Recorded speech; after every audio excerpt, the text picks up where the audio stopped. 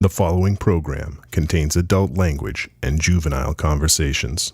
Listener discretion is advised. For those who were paying attention, last week was supposed to be my last show in a very clever way, but Aries called me and said to go fuck off, and then took me to buy a special donut. So for those of you who want to know how to get my allegiances, if you want me to do a podcast or join a band or hang out with, it takes one bottle of Kraken rum, one large raspberry coffee, one Pop Rocks donut, and I will belong to you. Thank you, and welcome to Trick or Treat Radio.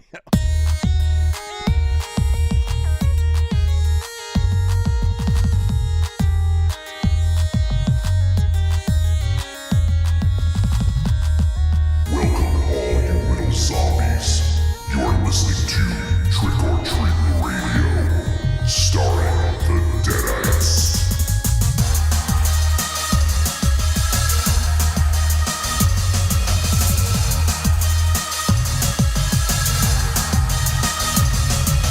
Welcome to episode 352 of Trick or Treat Radio. Trick or Treat Radio is a phantasmagorical spin kick straight through the heart of pop culture, navigated by the Deadites. The Deadites are the world's greatest electroshock band. We destroy monsters, we drink booze, we win championship belts, and we also buy the allegiance of Dynamo with Pop Rock donuts. See, you thought that negotiations was going to be hard and involve Raven. Yeah, It involved Raven Shadow not being here, but I thought we were going to need to get a lawyer involved, you know, like... Well, just for clarification, I didn't bring him to buy a damn Pop Rock donut. I brought him to get a coffee. I didn't know raspberry was going to be involved. Yeah, I wondered Because that that's too. really not coffee. it is fucking delicious. My coffee is a very particular concoction. Yeah, with You very put little, you put the with very cock in little concoction. coffee involved. 7 creams, Yes. 7 creams of 4 Splenda, 6 pumps of sugar-free raspberry. You left Do they out have like raspberry with sugar? No, Oh, okay. that's why I get raspberry or blueberry. They're sugar-free. So yeah, so there's very little coffee in your coffee. I'm hearing a lot of cream and raspberry. there is a lot of rum in my rum though, so that's all that matters. I'm hearing a lot of Zap. Wow. Wow. What? Jeez, the libertarian. The libertarian? The libertine. Am I a librarian? Yeah. Way to go, Bernie. So on tonight's show, we I don't know. I feel like this is sort of like back to normal. We had episode 350. We had 351 where we talked all about the weekend, the Deadites' 25th anniversary celebration. It's been a hectic couple of weeks. It has. Yeah, it's fucking And nuts. kind of getting back a little bit more to regularity. And so to do so, we're going to be discussing a film called The Wind from IFC Midnight. And later on, we'll probably discuss some of our favorite horror/supernatural westerns. Thought that might be appropriate. And I'm sure we'll get into some other nonsense and trouble and maybe an argument here or there. Apparently, Mars, your Bat Boy rap went over well with at least one person. Yeah, right? Somebody wanted an MP3 of that shit. I legitimately don't remember it at all. Bat Boy to the theme of Bad Boys. Bad Yeah. boy, bad Yeah. boy. What you gonna do, you know? With a Def Leppard moo moo. With a Def Leppard movie. Yeah, I'm fucking funny, and I wasn't even Hey, drinking. Hey, leave the Def Leppard shirt out of this. That was the lyric. It had its moments. Now I'm wearing my Golden Girls shirt. I see that. Was today like a special Golden Girls Day or something? No, every day is a special Golden Girls Day, dude. Every day. So that's what's up for tonight. I don't know. We'll play it low key. We're back on Wednesday after last week moving things to Thursday. And moving it to 8, which was really Was kind of nice, huh? yeah, I That fucking was loved sweet. it. I really loved it a lot. Yeah. Made that me was so nice. happy.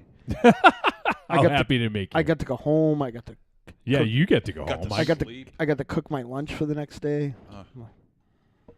We should start thinking about doing that from now on. Yeah, I snapped the carrot. It's good. Thursday at 8. I'm down for that. Well, we could do Wednesday at 8. Wednesday at 8 sounds great, too. Rave Joe, you gonna quit your job? Well, I might have help. You might have help. Yeah, my job is I might too. Yeah, I think this could be. Yeah, my job. We could do a lot. We could podcast a whole nother night too. That's true. My job is been in a better position. It's not my fault though. It's not my fault. Like every time if I'm not there for like a half hour, that's it. Like it's the end of the fucking world. If I work every day, it's fine. But if I leave anybody other than my alley there, then it's fucking the worst. But I need Aries. My alley? Huh? My alley? You Like have ownership over her? Yeah, he's a hobo. Wow. He owns Let's see. the alley. Let's see the contract papers. My alley? Oh, that alley. that Okay, alley, I see. Yeah, the alley. The, I right. see. I thought you were talking about a human. Oh, Yeah, my trailers for Jenny. rooms of rent. Yeah, he's like Spawn, Yeah, rooms of 50 cents. I'm a man Oh. of means by no means. king of the road. Yeah. So no, I got caught in between her name and my my niece, and like it's just a fucking mess. So whatever. She doesn't listen because this is technology, and she's basically like a young, mean Raven Shadow. Nice. So Yeah, I liked her. great. I'm sure everybody did. She was terrific. If you like the devil, I was like, you like her. You didn't meet one person. Like I just fucking blew that whole night. Thanks. Oh, well, next year. Isn't there's something to be said for the fact that I did introduce her to everyone in the band and everyone else except for you two. Actually, you weren't there. I didn't see you until I was on stage already, Raven Shadow. No, because you came out. I commented on what you were drinking, and you went up to the sound system. But it was very crowded though. Everyone kind of like cluster fucked around the bar. Everyone cluster fucked? Yeah. What is that? Imagine Wow. drinkers I at the. missed that. Yeah. Have you ever been to a bar? People tend to hang around it. Yeah, no, I know. I fucking slept under one before, but no. Everyone congealed. How's that, Johnny? Around the bar, but there was a big open space. What, do you want fucking credit for using that word? Yes. It's not a very good word. Give me a sticker. No. Why? What kind of sticker? I don't know, Gold like star. a, like a puffy one. Like the ones I'll used give to you have. a puffy one. You're going to get a puffy one when you go out for the break. Oh, I see what you did there. I like that. But no, but everyone kind of just kind of like amassed or A mast? What Like, is are you this? talking about a carried- ship? What Like, are you what the carrying a fuck? thesaurus around with you or yeah. something? They all what do you call flash mob? the That's his bar. favorite dinosaur, thesaurus. Jesus. Flash mobbed? Yeah, What, they all danced Yeah. in unison? you should have been over there. You were getting foot massages over in the back. I saw you. My toes need them. But yeah, but there's no open space that people could have like spread out. Yeah, on in front of the stage, which no one's going to hang out in front of the stage when there's no band on. Well, you could People are going to hang around the bar. you could hum. I was. That's why everyone was hanging around me at the bar. That's true. That's nice. This is boring. Well- What are we even doing? That's why We're I'm not. not. We're just. We're drinking. I don't know. We're getting back to normal. We're the victims. We're victimized by all this, by Raven Shadow's inadequacy to tell a decent story. No, I'm good. Why don't you pass out? Do you have a story for us? Yeah. I have no story to tell. You You can read my autobi. You can read it in my Your autobiography. Autobot? My autobiography. Yeah, Autobotography? Can you imagine what the fucking sleeve of the inside of this asshole's book is gonna say? One time contributor to Horror magazine. Period. That's it. It's good. Aries, you like my Goonie shirt? Goony Goo I can't read it. I wore it special for you. So I like the handkerchief around your neck. Thank going you. on. I like that. Oh, you got a handkerchief, not a scarf? Damn, look at you getting all easy rider on us. He's an easy rider. He'll wear a handkerchief and not a scarf. He's got a hole in his neck, and through it you can see space. Come on, let's show us. I want to see the hole. No. Show us your hole. Yeah. I think a Show kook. your hole. Show your hole. Show your hole. I just want you guys. You're laughing. I just want you guys to know I scared my cat in the scene in the movie where that girl goes through the table. I start chanting ECW. Doodles did not like that. And I also made a joke to myself that ghost was Sid Vicious, but the wrestler would When it broke his ankle? no Or who his compound fractured his foot or whatever? no when he stabbed somebody with scissors. Oh, yeah. If you're fucking giant muscular Sid Vicious, I know I'm talking about news from 1991, but if you're giant muscular Sid Vicious, why do you have to use a fucking pair of scissors to take care of fucking small dad body Ian Anderson? Like I don't understand it at all. He's showing his, they can do whatever he wants to him. Yeah, that's like Ares bringing a fucking chainsaw to fight Monster Zero. I actually would like to see that. yeah, Yeah. What did he say he used to be? When he used to promote himself, what did he say he was? The master of... He was the Millennium Man, and he was the man who ruled the world. The man who ruled the world. Yeah, That's yeah, it. yeah. Yeah. With didn't, in scissors. WWF, didn't they call him the master of something though? The master of the botched shoot. Master of the Boss Rotten. Was he Sid Vicious first or Sid Justice first? Sid Vicious. Yeah. Well, first it was, Then he went to WWF, and it was Sid Justice. and then it was just Sid for a Just Sid, while. yeah. Psycho- No, Psycho Psycho Sid. Sid. Yeah. Oh, right. Then he, well, first he was Lord Humongous. Yeah. He was never Sid Vicious in WWF. Yeah, he was far as I eventually. know, right? Yeah, when he came back, I think he was one time. Yeah. Oh, I for think like that's right. Yeah, I the think he was. gimmick battle royal and things like that. I don't think he was in the gimmick battle royal, but like he did come back. So after the Sid Vicious run, Sid Justice run, right, and that went all the way up through Hulk Hogan. He left for a little while, and then he came back and did the Shawn Michaels stuff, and then he came back another time briefly, but he started just not showing up. So How weird is it that Vince back in the day, he was so,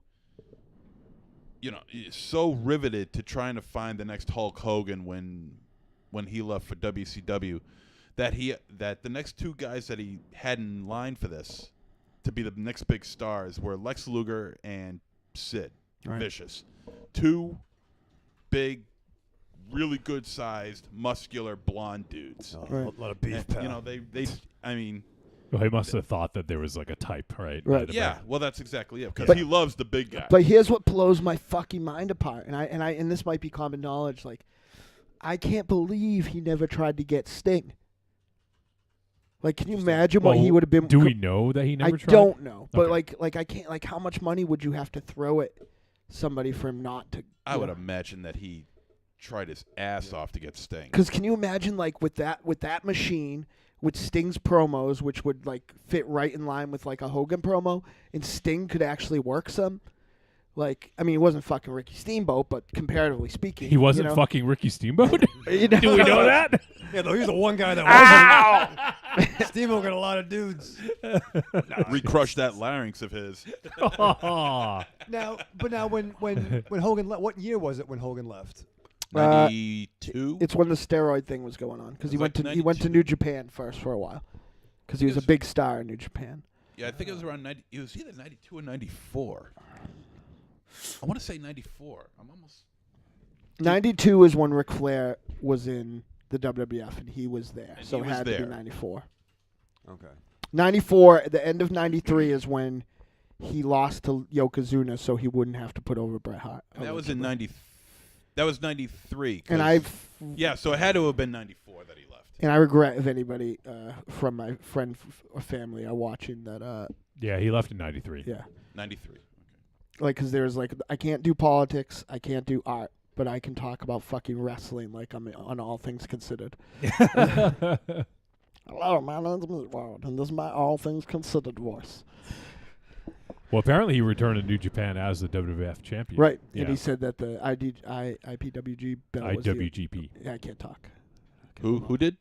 So he beat the great Muda for the IWGP Heavyweight Championship at Wrestling Duntaku 1993. Well, I remember at the time thinking like, oh my God, Hulk Hogan's wrestling. He did a fucking arm wringer, and I was like, whoa. It says he also wrestled Muda again, this time under his real name, Keiji Muto, on September 26, 1993. Hogan also wrestled the Hellraisers with Muda and Chono as his partners. His last match in Japan was January 4th, Who was the other Hellraiser? 1994 Picture at Muda having a Battlefield. good match with Hogan. It's fine. I He- can't, Listen, I dude. just can't Did- picture it. Fucking Did you Muda see could have a his good match Fujinami? with DC-10. Did you see his Fujinami match against Hogan? I didn't. I don't think I've seen that one. No. That was on January 4th, 94. So that would have been pre-wrestle, like what the Pre January Kingdom, show. yeah. It was called Battlefield. It said. Yeah, I think that I mean, you could never tell what anybody did, unless you're Ricky Steamboat. Even Jimmy Snuka. If you watch Jimmy Snuka, like everywhere else, he was fucking Sabu. He was fucking Sabu. Everyone's fucking everybody. Yeah. This is crazy. Ever fucking in a UFO. Now that's a bad song. That song came up on my Spotify today. By the way, I have a public apology to make. Everyone who I ran down ever for listening to Spotify, I am sorry. I use it every day now at work, and I love it. At first, I had to use it at work. Why'd you run it down? Because I get I get a check every 4 years for for $1.00000 I after thought people you were- listen to us for 10,000 times. I thought you were but just talking about the listening experience. no, it's fine. It sounds good actually. I think. I actually I use Apple Music, and like I use that on my phone and all, like most of my devices, but I hate iTunes. Like I just harbor this like hatred of it, and I always have. And so Apple Music, you have to use iTunes to use Apple Music on a PC, and it's fucking terrible. And the other day I'm pretty savvy when it comes to tech, and I just couldn't get it to do what I wanted to, so I closed it down and used Spotify. But then I got pissed off because Spotify has too many ads, and I'm not paying for both services. So Well, I pay. Yeah, I get it for 2 months free, but I just did the. I got a hookup, but I just did the. I'll be paying like $8.99 a month or something, but like I love it. Like I honestly love it. I think work will pay for it eventually, actually. But yeah, I make playlists. I can share playlists with my friends. I can listen to. Oh man, it is terrific. I just love that Spotify. No, it's good. Like if say Raven Shadow figured out how to use it. Yes. do you know what Spotify is, Raven Shadow? Yeah, it's like a You don't talk in your mic lately. What Why the are you so fuck? far from it? I don't know. So I just want more judgment from you, Johnny. Thank you. Whoa! I'm like Lemmy now. Whoa. I like that. So Johnny's raising it up. It's kind of sexy. I like how he's turning the handle. It's fucking nice, dude. Wow, look at the grip he's got on Yeah, that thing, yeah, huh? yeah, baby. Talk into the center of the fucking mic, So, okay? like, Look how tall he is. When I listen back occasionally, I can't hear you. So Raven Shadow, Yes. I've made a bunch of playlists myself. I like playlists of my friends that I follow. Yeah. Like I can save theirs. So if there's a playlist I like a lot, so like a friend of mine has a Saturday mix, right? And I save that. So I was listening to the Saturday mix today. Before my staff upset me, and I created a playlist named Wednesday Bloody Wednesday, or Please Don't Let Me Kill Everyone Who Works for Me. It's good. How many Morrissey songs are on that one? That was rhetorical. You really don't have to answer it. There isn't any. Killing Joke, 1000 Mona Lisas, Hot Water Music, Tori Amos, KMFDM, Proto Men, Billy Bragg, Catherine Wheel, Faith No More, Twisted Sister, Iron Maiden, King Diamond, The Misfits, Turbo Negro, Gua, You said it right. yeah, AC/DC, Oingo Boingo, Brian Ferry, Jane's Addiction, Sisters of Mercy, who else is on here? Cradle of Filth, Rhapsody, Dream Is Theater. it the old Mantis song, Cradle of Filth? Yeah, no, yeah. Tearing the Veil from Grace. Yeah. Black Cat Attack, Live Alkaline Trio, Metallica, The Damned. Are you just gonna name every fucking band? No, I'm flipping And what- through. Just okay. like, 'Cause- Bauhaus. So there's no Morrissey. Now, this mix called My Mood has a little Morrissey on it. So, but there's all kinds what are you doing to that mic, Raven Shaw? I fixed it for you, Yeah, I've been a little lower. so you can't talk into it. Well, no, I just need to find my rhythm. It was blocking his face from the camera. No, Are you no. are you See, you it's like nice. El Goro, talk without rhythm? I was thinking about Goro. Yeah, I'm gonna spot him. Spot him. Yeah, Spotify him. yeah, I'm gonna Spotify him. You Yeah. cannot spot him in the gym. Yeah, he's You would huge. fucking That's it, die. He's right over there. You. That's Goro. I totally spot you. Good. He's hot. He sticks out. So I don't know. I don't think anybody else here, except for maybe Johnny, would like them, but he probably might even know them. I was so you know how there's a band, like an old band, and somebody's obviously like, well, you like this band, you like X band and Y band, you obviously like this band, right? And usually you're like, oh yeah, it's like, oh well, you like Alkaline Trio and The Damned, you probably like, Black Cat Attack or whatever. Right. Like usually it's like, yeah, like that happened the other day, and it was like, oh well, you like U2 and Tears for Fears. Those are two of your favorites. You obviously like Miracle Legion. And I was like, I beg your pardon.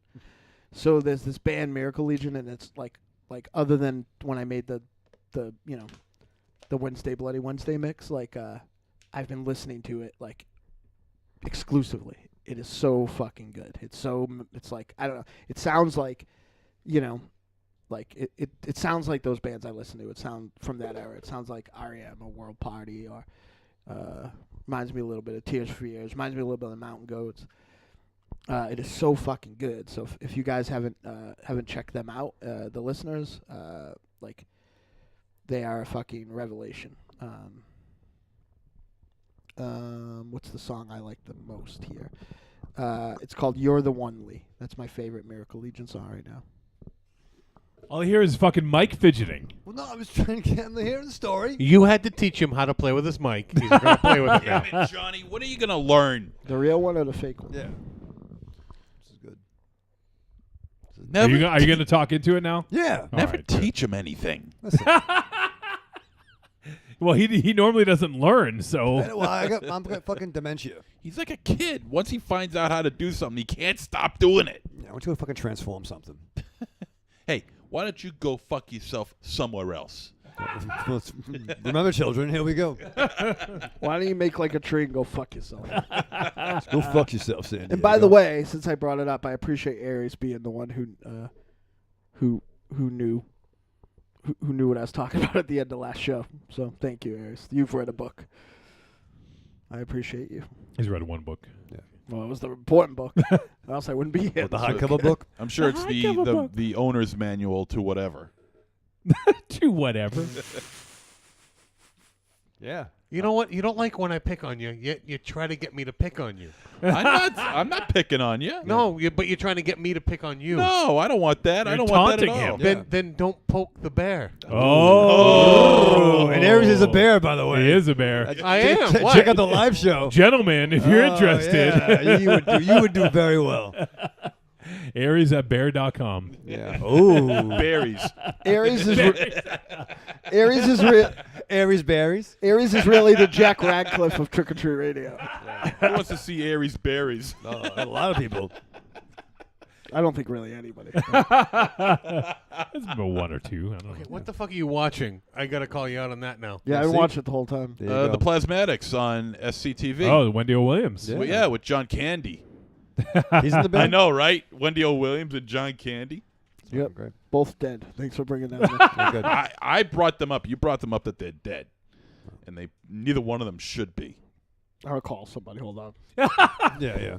God. Jesus, are you there? Wendy Williams and John Candy. Look at this. Look at this. I will send you 1 month to 0. Yeah, she was If you pretty- send me she was Wendy pretty O. badass. Williams, I'll send you 1 month to 0. I'm Like, aware that's not That's a not a fair fair trade. trade. Yeah.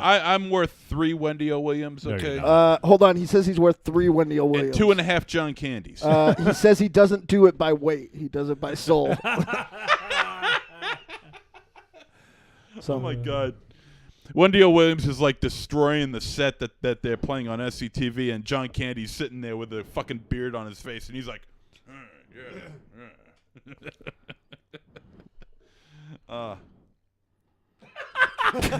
That's a hell of a way to end the story. well, now that we know that neither one of you could tell a story, we're Fucking Walt Whitman all stand set. aside. Yeah, right. Fucking the Sean Waltman of fucking storytelling. what with his Waltman. with his ripped asshole. Sean Waltman Woods. Yeah. I love the kid, but not really good storytelling, by the way. X-Pac. In the ring. Yeah, it's true. It's He not wasn't a very verbally. good storyteller. Evil Corny says Aries probably used the last book he read to beat someone up. It's fair. MZ might need to be nicer. Yeah, might. Wow. How about that? I'm not about known that? as being How, a nice how about guy. that? I'm not known as being a nice person. You're actually, let's be honest, like outside of this room, you're not actually Jesus really Christ, known. would you look at yourself? What? They just slid.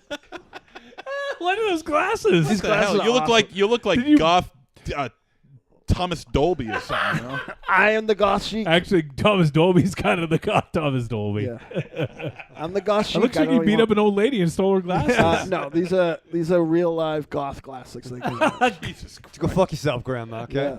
Yeah. Oh, look who's talking. You have a grandma. You have a fucking Golden Girls tent on. I love my Golden He's not Girls shirt. wrong. Yeah. I love my Golden Yeah, and so does the fucking Boy Scout troop you stole it from. Is that a quadruple X? Yeah. No. No, it's a 2XL. Oh, okay. No. So two XL sold together. Wow. Okay, back to normal. Yeah, yeah. Things are back to normal now. So don't make fun of my glasses. I love my glasses. No, I'm not making fun of them. They look pretty cool. It's just goddamn when I right. turned to look at you, that Well, it they was just fell a on my- shock. I mean, Sorry. They fell off my face. I'm a fucking You look like, I mean, goth you're chic. like, What do you want from you me? were like Gene Wilder and Young Frankenstein, for Christ's sake. I was G Wilder, Rottweiler. No, I think Coney has it best where he says Mars is looking like Hugo Strange from the Batman franchise. Yeah. I thought that when I was at work today. You thought that you looked like him? Yeah. Nice. You work inside. Why are you wearing sunglasses? I have no a beeswax. Yeah, my no beeswax. Yeah. Do you have Corey Hart on your Spotify as well? I do. By the way, did you hear about all those miners who died?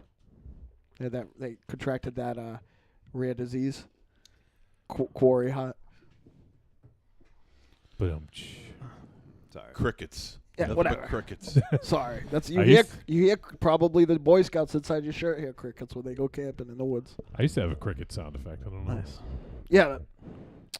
Whatever. And don't listen. I try my best. I'm the general manager of a up and coming Hungry Young Tiger toy chain, right? That has a lot of competition from two major chains, right in its proximity. I have to look fucking good, and sometimes looking good means putting on You have glasses. to look good Yeah. to compete? Yeah. Doesn't matter how good the service is, it's how good you look. No, my service is very, very good. Like, listen, See? I went into TE. These broken Everybody other than our wings. friend Serrano looked homeless. That's But- what happens when Mars doesn't have headphones on. He doesn't hear sound clips. Well, that's good. Talks Okay. over them. So yeah, so you hear fucking Johnny C Cup. Don't make fun of my. Hey. Oh, sorry, Billy C Cup. Thank you. And also, the AC has been fucking broken in the mall, so I do need glasses so people can't see that. The fucking broken in here, too. Sweating. sweat is running in my eyes. I can't see it. Looks like I'm fucking. Why don't you wear a Franco Nero headband? I did have a Franco Nero headband. It slipped on down the to other his day. neck. I had one of my headbands on the other day. Listen. Is that part of the looking good? I looked fucking terrific. I've never this day. seen that on a list of ways to look good. A Franco Wow. Nero headband. I don't know. My mother used to tell me I was just another pretty face. But I look around this room and I realize at least here I'm the only pretty face. Wow, that's not right. Completely not right. In every way possible. Raven Shadow dresses and looks nice for his job. Thank you. What is his job? Yeah, what do you do? Promotions. Yeah, no, I'm just saying, I diversify. I got my fingers in a lot of pies. Yeah, you do. I do. Oh God, What? it's fucking That's fucking disgusting. gross. This is What? lecherous. What? You wanted to hear me here? Fucking Dolby fucking sound. Goth Thomas Dolby. Yeah. But listen, I'm the goth chic. Yes. You guys can deal with it. When we're fucking selling goth chic shirts by the fucking metric shit ton, then y'all will be happy. Is that a lot? Who's selling them? We'll make them and we'll sell them. We're not gonna sell any goth chic shirts. I was gonna say 7 sugars or 7 equals to 7 creams on the back. Yes. Because if you were actually goth chic, you would like your coffee black. Like I like my metal. Yes. Yes. No, like you like your goth shirts. Like my I'm wearing a lungs. red shirt and a gray You're not, American Eagle cardigan. you're Actually, not I'm goth. not really representing it all right now, but it's okay. Style knows no boundaries, Johnny. Me, Betsy Johnson, David Bowie, like you can't fucking slow us down. Andy Warhol, Keith Haring, David Lee all Roth. the greats. Yeah, DLR. You can't slow us down. Michael Raven Right. Shadow. Thank Pee Wee you. Herman. Bambaleo. Yeah. So That yeah. made you horny? Pee Wee Herman? You thinking about masturbating in a porn theater? Is that what Thinking did it about for you? There's not really around anymore. I mean, Yeah. Yeah. I think about a lot of things. I can't believe that he was so fucking bastardized Vilified. for that. It's not like he's fucking. It's fucking stupid. Yeah. I know. It's not like Well, he was back fucking at the time- smacking the carrot in fucking Dumbo or anything Yeah. like that. You know? I mean, he did it in a theater. Who didn't jerk off in a theater when they went in those places? I'm sure a lot of people. yeah. Well, a lot of people You're not supposed to didn't, fucking jerk off in a theater. You but a asshole. lot of people What did. kind of theaters do you go to? Yeah, listen. I've been in one of those theaters before too. Did you jerk off? Yes. No. Did let you me tell jerk off? Are you going to go to one of Did those I jerk theaters off? when you No. see Avengers Endgame? Fuck no.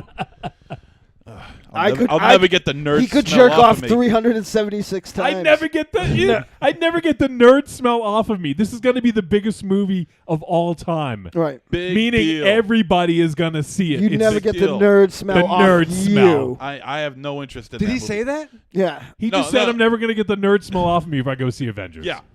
It is like the most mainstream of mainstreams. Big deal. So it's not a nerd culture thing. Plus, it's an everybody thing. You are far more fucking nerdy than anyone. You are the nerdiest person I know. You're probably the nerdiest You would- person in this room. You would fucking... you would make all those people nerdy.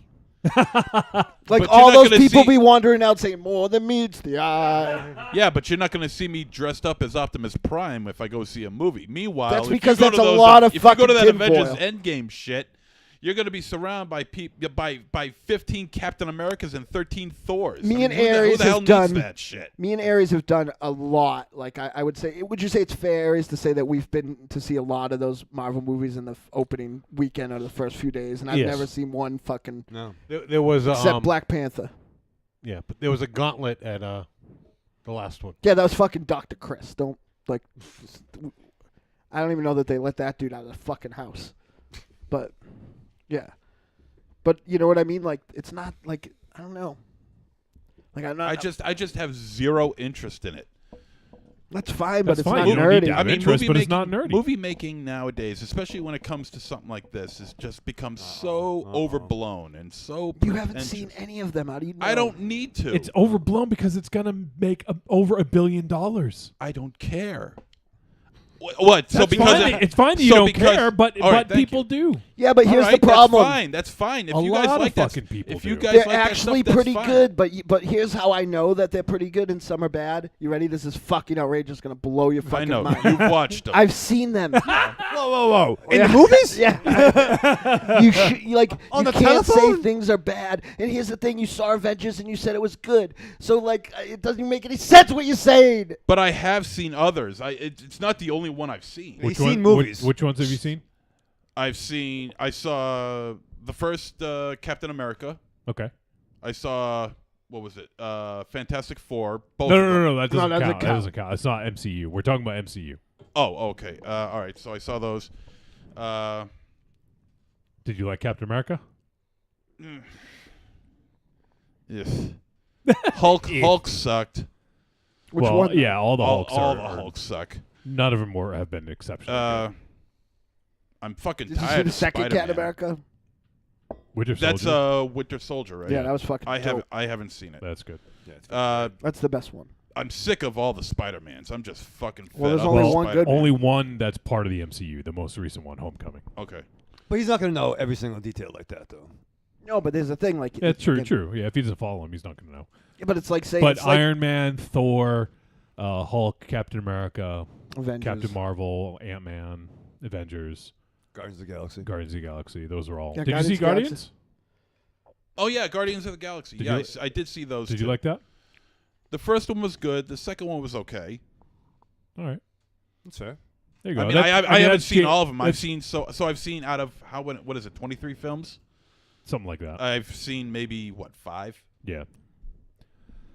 But Guardians is probably more geared towards you because it's James Gunn, and you like his sensibilities from his older stuff, right? Yeah, with the exception of that Scooby Doo shit. I don't know what he was thinking with that. Oh, I didn't even see that. James Gunn made Scooby Doo. Yeah, Which didn't know the live The action. live ones. action the one? live action yeah. ones. Wow, yeah. I didn't even know that. With Sarah Michelle Gellar. Who I enjoy. And Shaggy. Boy, of course Shaggy's in it. Matthew Lillard. yeah, Matt Lillard. Yeah. Shaggy, I didn't do it in the bathroom. It wasn't me. But I did go in a porn theater once. Wait, he didn't do. No, I don't think so. Yeah, he didn't do Scooby Doo. But there are other Gunn brothers, though, aren't there? They're like the fucking Yeah, Gronkowskis. I thought James They're the Gunn smoking did guns. Scooby Doo. Yeah. Yeah. Billy Gunn. Shut up. No, there are Just Gunn. shut up. Fuck you. Go fucking jerk off Oh, in a he porn wrote the theater. screenplay. Yeah. Oh, okay. He didn't wrote direct it. Yeah, okay. So anyway, you're jacking off in a porn thing. Okay, No, yeah, no, back no. to that. Back to that. This was back in 1992 In or the Dust Bowl. 1993. And it was at Paris Cinema. You guys remember Paris Oh Cinema. yeah. Oh, great place. Good times. Anyway, Here's I fucking go- 13th birthday party there. I go in because I'm a friend of mine that I knew at the time. He was getting married, so I was getting his bachelor party ready. A friend of mine, me and a friend of mine, and we were getting his bachelor party ready. So I said, "Okay, well, we'll go to." Come on in, Snuffleupagus. Okay, bird. Oh, bird. Oh, bird. Can we go see this one? Can we go And, see Ebony and Ivories? And I go inside. And the first place you don't even go to the theater. You go you when you enter into Paris Cinema, you go through the videotape section. Okay. And Is there a past secret that, door you have to knock on 3 times or something? I don't know. And Perverts. knock it off. Knock it off. That really happened. And Penis. the secret password. word Where is did nipple. nipple. I can't And- say that. And so I go in, and from floor to ceiling, wall Covered to wall, in cum. absolutely no space in between, nothing but videotape Did you bring in a black light? everywhere. No God. What did you think was going to place be would- in the porn That theater? place would glow in the dark. Oh God. And so I go in, and I'm looking around, and I hear, as I'm walking, You hear? I hear. Knock it off. As I'm walking, I hear squish, squish, Oh. squish, and I'm thinking, holy shit! You forgot to put your Air Sharkies I away. gotta pick a couple of movies to get the fuck out of here. So I'm looking around, and I'm in there for a good, I don't know, 5-6 hours. 2 days. I woke up and it was next week. Fucking casino. There's no clocks. There's no windows. So So I'm looking around for a couple of videotapes for the bachelor party. So I was in there for about a good, I don't know, maybe 10 or 11 hours. They're And already divorced. and so I take the tapes. I go over to the guy. There's a guy behind thick plexiglass. Yes. Good call. So yeah, very good and call. Thick plexiglass, watching something on TV, who knows what. Looks like he hasn't showered in like 3 weeks. And so I pay the money, and I grab the tapes, and I hustle my ass out of there. And there was a weird smell in there, too. I couldn't really pinpoint it. A weird smell? Yeah, just one. Just one. Just one. Well, I mean, Little wang in the air. It's called sex. Oh, I love that You smell. should try it well, sometime. at that time, I didn't know that. At that time, I didn't know that. I was only 22, 23 at the time. What do you want from me? You know? It's my air freshener. I was only 23 at the time. What did I know about sex then? Perfect. Hell, what do I know about it now? Show you a diagram. So but I just had to get the hell out of there. I grabbed the tapes, and of course I had to watch them and make sure that they were in perfect working Oh, condition. of course, you Yeah, had yeah, to. Yeah. Every second, multiple times. What's a gift, Johnny? You don't want Yeah. to. Well, you know what? That's the good thing about porn. They're great in 7-8 minute intervals. So, for those of you listening at home, MZ's story of going to the theater to see porn didn't involve him going to the theater to watch porn. I didn't say that. I said You I did. went. I said I went to a porn theater. You went into You the didn't- you video didn't- rental portion of an You establishment. didn't catch a matinee?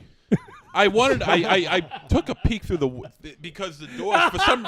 It's weird. The door has like a little window on it, which That's a glory hole. And it was down real low. Took a peek. Something poked me in the eye. Look at weird theater. I just want popcorn. it's like I didn't know they sold hot dogs here. This really has a time. You got pizza? hey,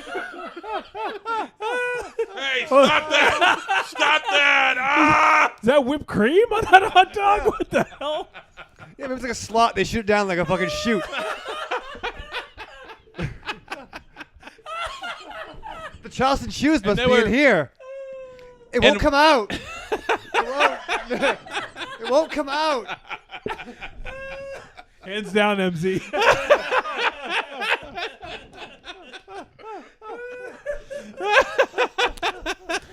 So I went to Sir, over here, please. not done a story yet. I want to hear what happened in the whole. Corny just sent me a message that said worst story ever. Sorry, Corny. I beg to differ, Corny. So I went to one of those places once, right? Thank you. And you jerked off. Like a No, I fucking didn't man. check off. I too, my friend, my brother Bruce went to go get some movies, right? And we were in line, man. right? Okay. And there was like a guy in front of us, right? And he literally looked like Agent Orange in like Trading Places, like he really looked like a homeless guy, right? So, he's just sitting there and he's just like goes up to that fucking the bulletproof glass thing that MZ was talking about. He's like, and the guy goes, boop, presses the button. You hear the thing. What can I get you? He's like, and like I looked at Bruce. What the fuck? Is this a lizard in front of us? It's like, I didn't hear you, but champ, what can I get you? And he goes, you want 2 tickets? No. And it's just like, what is fucking happening? He goes, tell me. This goes on for like 5 minutes. What can I get you? And the guy finally goes, tell me what I can get you, or you're going to get out of line right now. And he goes, yeah. And he goes, okay, man. And the guy goes, dildo. Oh my God. No, Thank God for the internet. Really. I really love porn. I think porn is fantastic. Here's something that you guys don't know. I would have brought Johnny in on it. It got involved if it happened, but me and some interested parties that some of you know looked into buying that theater at the Really? I wouldn't buy that theater. Well, I mean, you would have had to fucking clean it up a A little. whole lot of bleach. Yeah, a whole lot of bleach and a lot of gloves. And fire. Yeah, so cleanse with fire. But yeah, unfortunately, no one called us back until about a week before they were blowing it up. So Hey, you still want to buy it? Come down here right now. Right now. Yeah, yeah. And give us $100,000 in cash. And tie yourself to that door so they don't run over you. Corny says he did all that, and those tapes were beta. Sucks. And he says that those were custard-filled hot dogs. Fish porn. Ooh. It's a hell of a place, I'll tell you. Hell of a place. And the ceilings, you got to understand. The ceilings were not like in here, which is about maybe 8 feet high, probably. No, these ceilings were probably maybe 14, 15 feet high. It was very grand. Loaded With with cum. porn. No. Just loaded with porn. Ooh. It's like the Wait, cowardly what fucking were they loaded lion. with? Porn. He was like Porn. Scrooge McDuck in a sea of fucking porn money bin, like swimming in it. Wow. It was incredible. I couldn't believe it. I'm like, you've apparently never been to a flea market. no, I have, but I'm not gonna go out. I'm not gonna buy porn at a flea market. You've been Jesus. taking a picture for 10 minutes, Mars. And I don't have a single one. What the fuck? Are you kidding me? I'm not even going to try because you never even get me in them anyways. Lean so. in, Wolfenstein. All right, there's going to be dead air because I'm going to lean into a fucking picture. What Johnny's doing right now is leaning into Yeah, a your photo. foreheads. Yeah, move your head and grow. Blah blah blah. I got my forehead in it. I Great. took a movie by accident. You asshole. I took a movie by accident. Hold on. Ah, That's Jesus. good. That's good. Unbelievable. Lots of porn, man. God damn it. Do you need a minute to yourself? Yeah, there is another. Why don't you go use the other room, MZ? Okay. Just stay away from the green screen. Yeah. I'll just take this with me. And now it's a white screen. Yeah, we don't need a white screen. Yeah. All right, well, Fuck. I don't think we've done intros in a while. Do you want an intro, Raven Shadow? Next week. Wow, you don't like intros anymore. No, I do. But after, porn the porn diaries. I need You to. don't think you can measure up? I'll fucking fine. Then it bring it back. I need to work on my intro. I want You to want a have a different long intro? one like Raven Shadow. You want a long one? A lot of people do. Actually, I have the shortest one of everyone. That's for you. You do, actually, yeah. Genetics. Yeah. You are growing out of shower, Mars. It's true. It's Irish. I can't help it. Yeah. I'll tell you this, for like just genetics, like God did not do me a favor being Irish and Swedish. Like those are not, not a lot of Aaron O'Grady's in the porn industry. Yeah, nobody needs to see red pubes. Whatever. No one needs to, but I mean. Yeah, I'm sure people like it. What? Yeah, it's nice. Don't yeah. judge. Yeah. Yeah, whatever. Rocky overpass. Yeah, Yeah, at least other people have pubes. Yeah. I got pubes. Prove it. I'll show you. Picture art didn't happen. Here, they're in this bag I got. Yeah. It's Dynamo's hair. I can't believe you wanted to be in porn. Like, how did you think that was gonna go? I very poorly, but at least I would have gotten some. But That's why you wanted to do it? Why else would a guy do it? Acting, thespian. Acting? Yeah. Acting, yeah, right. He wouldn't have acted. He just would have fucking made a mess all over the You would fluffer. you would and then yeah. He would have like yeah, not even- yeah, exactly. You would have been like half wouldn't a even get on second. camera. Half a second with the fluffer and you'd be done. Yeah. Yeah. All right. Thanks, Ted. See you next week.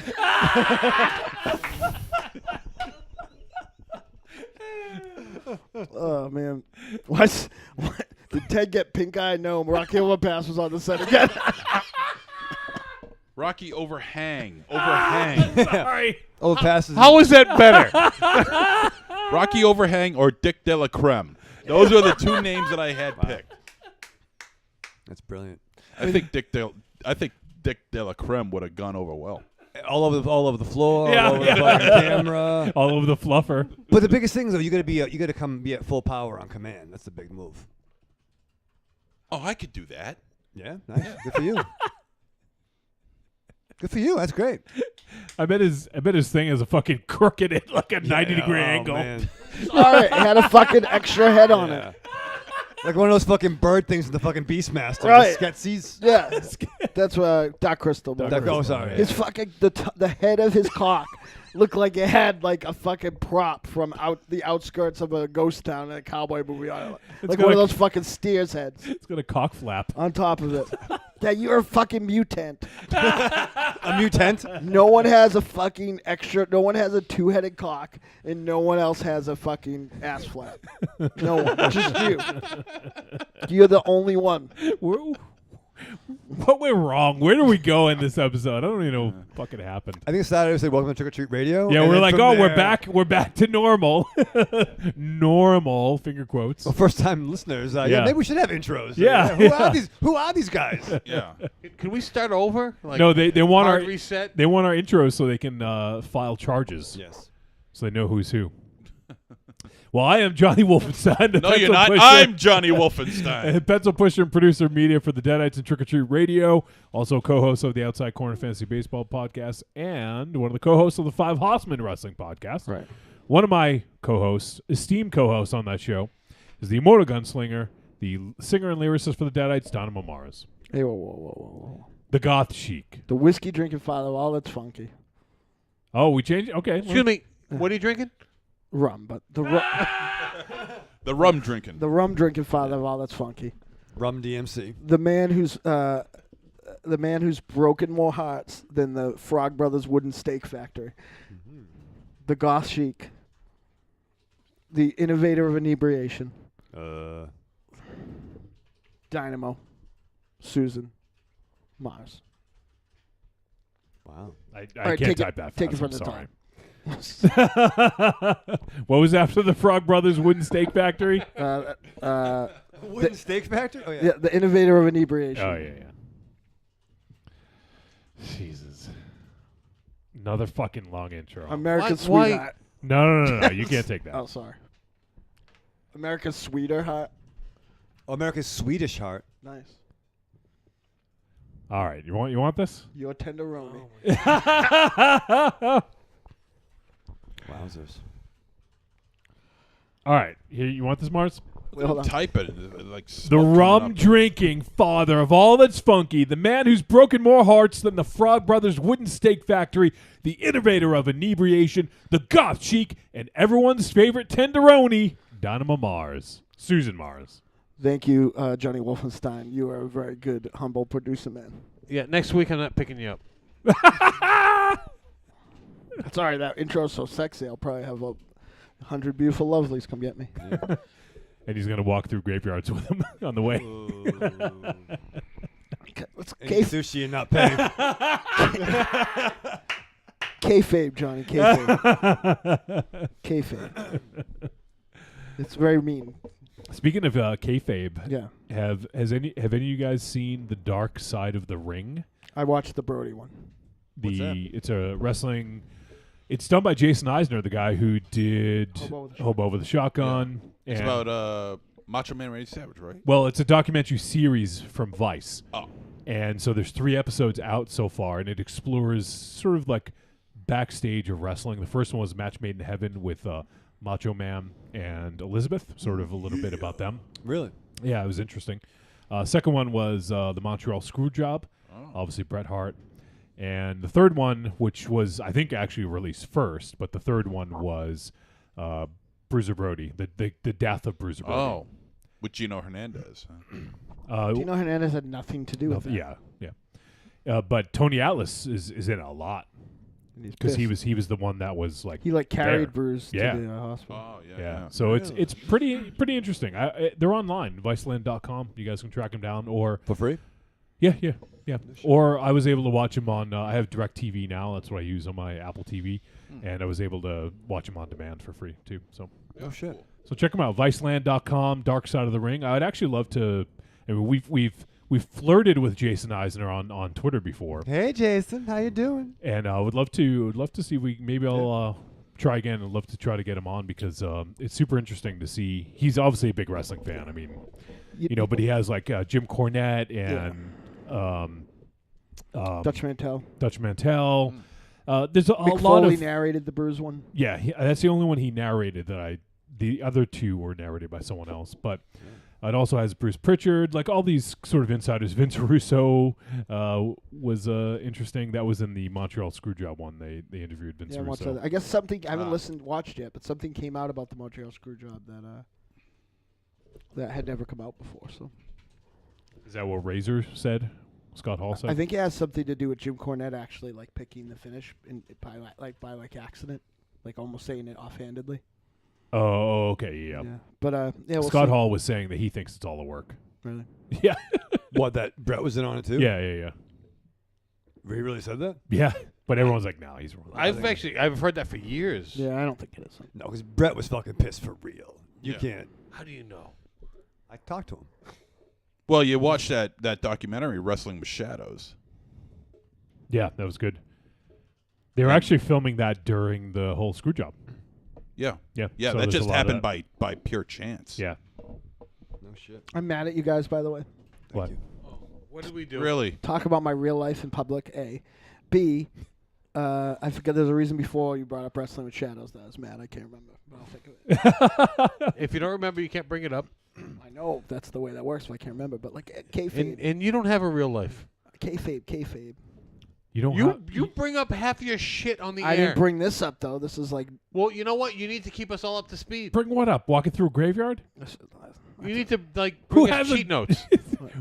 Which goth chic has not done that? That's fair. That's fair. It's really hot in here too, so I'm uncomfortable. Take your sweater off. It's hot too. Take your scarf off. Take your pants off. Take it off. I'll Yeah. take my pants off. Everybody, come on. Yeah. Take your Hey, sweater Fred, off. take off your ass guard. Come on, take I'll off tell your you this, sweater. if I Come on, take I'll my help you. I'll tell you this. Oh, if I yeah. So right now, Monster Zero's undressing Dynamo. Oh! It's the sickest fucking thing I've seen. He's trying to undo his bottom Hey, button. yeah, one Th- more. this- You get that one. I'll tell you this. If I take, I'll tell you this. I may not be There's formidable. an but Autobot in there. If I take my pants off, at least I won't not have a fucking bump where it doesn't belong. That's Your fine. fucking cock looks like a wicked witch finger. It's got a fucking joint. Well, you know what? It's Hey. weird. The way my balls, is weird. the way my prick sits on my balls. Wow. It's Well, I'm weird gonna fucking because throw it's up. like it's like a Please. near, Oh my God. it's like a near deflated balloon. Yes. Please don't be listening. Please You know, don't be you listening. got the balloon that's kind of like got You a know little who bit I'm of air talking to left if in you it, are listening. and but and that area where the Please air don't be goes in, listening. it's Yeah. kind of falling on it. You know, kind of like resting on it. That's what it's kind of like. wow, Ladies, if you're in the back, I am fucking sick. Can we go to break? My fucking soul broke. You are I fucking one time told a story about having sex with a shoe, and you I've never fucking come as close to being as disgusting as you at cruising speed. I've never fucked a shoe. I've never He's fucked a lot of weird Yeah, things, yeah. but never a shoe. never that's a fucking shoe. weird. What is Sandal, a croc, yes. Shoe, never. What is the weirdest thing you put your ding dong in? All right, everyone, Oh, answer the question. Everyone, Well, we already know a shoe. And my ex, not girlfriend, put her wore 'em. Oh, I thought you were gonna say your ex-girlfriend. All right, well, we don't need to. We don't need to go. No, that's another. This was a long time ago, in the far off early 90s. Far off late. So Evil Corny says new cell phone and wallet, and he doesn't want an intro. I don't think that's the real Raven Shadow. It's true. Ooh. So Marion says he's a Stepford Raven Shadow. So would it be a pie or like an orange? Ooh, orange. Oh, about the strangest thing I ever stuck my dick in? Yeah. Not scary. I don't want to scary. I thought we were moving on. We don't Yeah, have I to don't- I talk. don't Yeah, wanna- we don't have to talk. I don't wanna about go No, that. the fact because he has a thing. That's why I want to know. We don't have No, to talk no, about no. that. We don't have to talk about that. This is where you draw the line. yeah. Yeah, I don't want to hear about what he puts. We his drew ding the dong line a in. mile back. You just kept on going. Yeah. Pole vaulting. All right, 1, 2, 3, go. 1, 2, 3, go. All right, just There you go. say it though. Yeah. Yeah, just say it. No, we're mics are off. No. Yeah. The mics are off. No, it's We're actually in a commercial break. What? This is what you're embarrassed by, that you had sex with like a tangerine? I'm or not something? embarrassed by it. I'm just not saying it. What? All right. Don't tell me what you actually had sex with, but tell me what you had to pick on. No, I'm not. I'm not telling you. I'm not telling you. And yes, Josh, there is a line. Tell me what you had to pick. Like, was it lint? Was it like orange Lint. rind? Like, what did you have to pick out of your pee hole? I'm not saying anything. Glue. Did you need stitches out? Oh my god. Was there batteries? No, but stitches were involved afterwards. Oh boy. Maybe. For you? Maybe not. I don't know. Jesus I'm Christ. making it up. Who's next? Yeah. Can we start doing intros? Did you fuck my appendix, Sky, while I was out? Oh, that's fucking weird. We also have the vulgar guru of horror, star of Blood Pigs, Fetus, Morbid Tales, and Septic, one-time contributor for Horror Hound magazine, Monster Zero. And leave my dick alone. And I'm the architect of disrespect. Make sure you put that in. If everyone else is getting increases, I should get one too. Wow, look at this. Goddamn right. The architect of disrespect. Can I add Aries' new thing then? Sure. This is a surprise, Ayers, I think. You know what? I just want mine shortened. That he's here. He's pissed off. Moving on. He's here. We have the Triumph Riding, Stage Erecting, Whiskey Drinking, Chief of Security, Warrior of Nor'easters, America's Sweetheart, Urban Gandalf, and Rick Rubin's Stunt Double. He drinks and breaks things. Ares, God of War. Yeah, no, fuck off. I don't care. This is just getting out of hand. And also, there's some big news in the chat room. Marion says, plus Raven Shadow retired the action sack. Ooh. Is that true? Oh, Nope. Oh yeah, no purse. Stop Did my you intro. really? Right back. Well, you Look at your bag. He carries the Boba Fett luggage now with him wherever What he the goes. fuck are you Oh, doing? you're gonna start that shit again? What the fuck? Why is your can't you- malfunction, Why man? can't you not get those caught around your fucking Something leg? happened. Aries put some kind of fucking hex on those me. chicken legs. Yeah, listen. because last week, while we were on break, Raven Shadow got up, and his fucking headphones were wrapped around his He leg. was like dancing. And they were wrapped around his leg like 3 or 4 times over, and he couldn't get the fucking things off. What are you doing? And nobody helped me. It was too No, humorous to. we're too not, busy like, laughing. You get in there by What are- yourself. what are You you- can where get you out going? by yourself. And now he nearly did it yeah, again. start it and it'll be. What do you? Holy crap. Oh, start the intro and Yeah, just go ahead. Mars, move. Let him by. Watch out for that drink. What the hell is Jesus going on Christ. here? What the? He's going to get his new bag. Oh, I'm sure. He's got his jacket. New bag. No, leave new that je- open. He's getting too hot in Yes, here. 90 degrees in here. Yeah. Move your throne out of the way. If Raven Shadow can't get by, it's you got to move. He's like fucking 2 inches wide. His body, I mean. Thank you. That's all I gonna leverage. Very important announcement. All right, so you got an important announcement. We want to do the intro first, Yeah, then you'll do the do the intro announcement. first, Okay. then we'll do the show. We have the chain smoking, hand kissing, baby shaking, lorazepam loving, former comic book reading nerd, the official smoke chamber for Castle Wolfenstein, the pimp of promotions, the Italian rapscallion, the professional bullshitter, the cool principal, the proprietor and secretary of the sexy speakeasy, Mr. Runtime, the Duke of Degeneracy, and the Parisian Bruja himself, Michael Ravenshadow. That's right. That's right. And Marion was correct in the back. The action sack has been retired. What I have now, though, Uh-oh. Bringing out the action purse. Oh, what we got? I got a battle pack.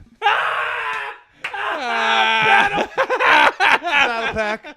Look at it. Look at all the padding on that thing. What the fuck? Are you a bike messenger? Yeah, I'm like Quicksilver. Look at Me all the and Kevin padding Bacon. on that thing. What are you, umpiring a game or something? Yeah.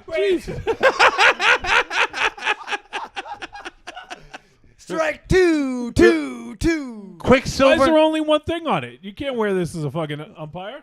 Yeah, well, no, I'm not a good umpire. A one-armed umpire. It's Enrico Palazzo. You're out of there.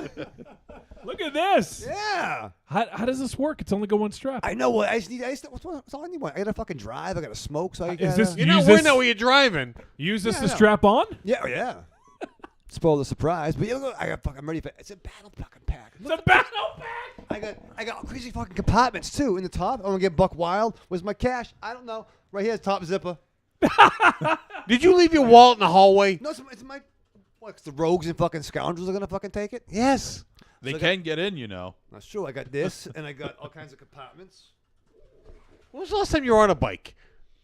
I don't know, 90s. Size for your oversized, pockets for your oversized comb. I got my dental floss and chapstick in this one right here. What the fuck is that box? That's my hum.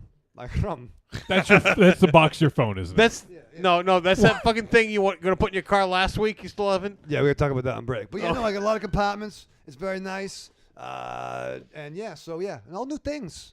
I got new glasses. I got Oh, you got a JSA button. You got a Yeah. Mixtape Massacre button on there. See, representing Just Society of America, Mixtape Massacre. Where's your Starman pin?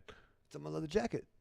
You just walked in here with a leather jacket. My waist-length leather jacket. That's my my summertime fun leather jacket. You got a name for everything. Yeah. You got a name. It's all part of the thing.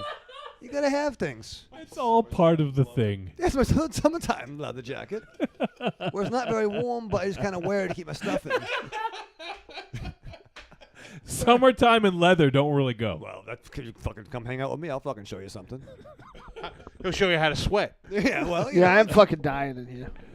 It's not that hot. Take No, the sweater it's- off. Yeah, take the fucking sweater off. Take off the fucking You're dress. the asshole wearing a fucking sweater. Yeah, it's a thin sweater though. That doesn't look thin. Try it. It looks like It's Take a it off. thin Take it off sweater. and try it. I bet you I'll still be hot though. looks like you killed fucking 10 goats to make It looks that like thing. you're cold. Your fucking nipples are hard. What the fuck is going on? Oh my God. Take that scarf off too. Yeah. Just take the pants off. Raven Shadow is like trying to take, like relentlessly trying to take my pants off. Holy shit. Take a picture of nipples. What is that? Look at the wet sweat mark on the back of that shirt. Oh, yeah, I'm His dying. head's sweating. Oh yeah, that shit's running. I told you. Oh, I feel like I'm in like a fucking porn. Like the fucking Paris cinema Yeah, up in here. wait, we're in the Barrett Cinema? By the way, Josh says branding. That's important. Thank you, Josh. And he says dope backpack, Raven Shadow. Yeah, no. Oh, sorry. Oh, yeah. He didn't say battle pack. Josh. Ixnay on the backpack, eh? Yeah. Backpack has two straps. It's a battle pack. Battle pack. That's why you can hold the sword in one hand, have my lunch in the other. Because warriors need to eat Yeah. on the go. So is this all Marion's doing? Listen, there's been some nice. In the mic! I put my fucking headphones on. You might play a fucking sample, so I want to hear it, not talk over it. You know what? You can talk and not hear yourself in your own ears. No, Yeah. I get confused. But no, I've had some nice inspiration. Big you shock. know, when I've been doing a lot of cleaning. Nice a lot of cleaning. inspiration. You Yeah, watching Marie Kondo? yeah. that She is? came over. Marie. I Uh, don't fucking know who that is. But no, I was cleaning some stuff. The cave, the Raven Cave is fucking nice and all put away. I put a lot of things that. We've all been going through some changes, except Yeah. MZ. What are you going to change? my underwear. Good. Well, it's What's the 2019. occasion? It's been 10 years. Really? Already? So soon? All right, we need to wrap this shit up.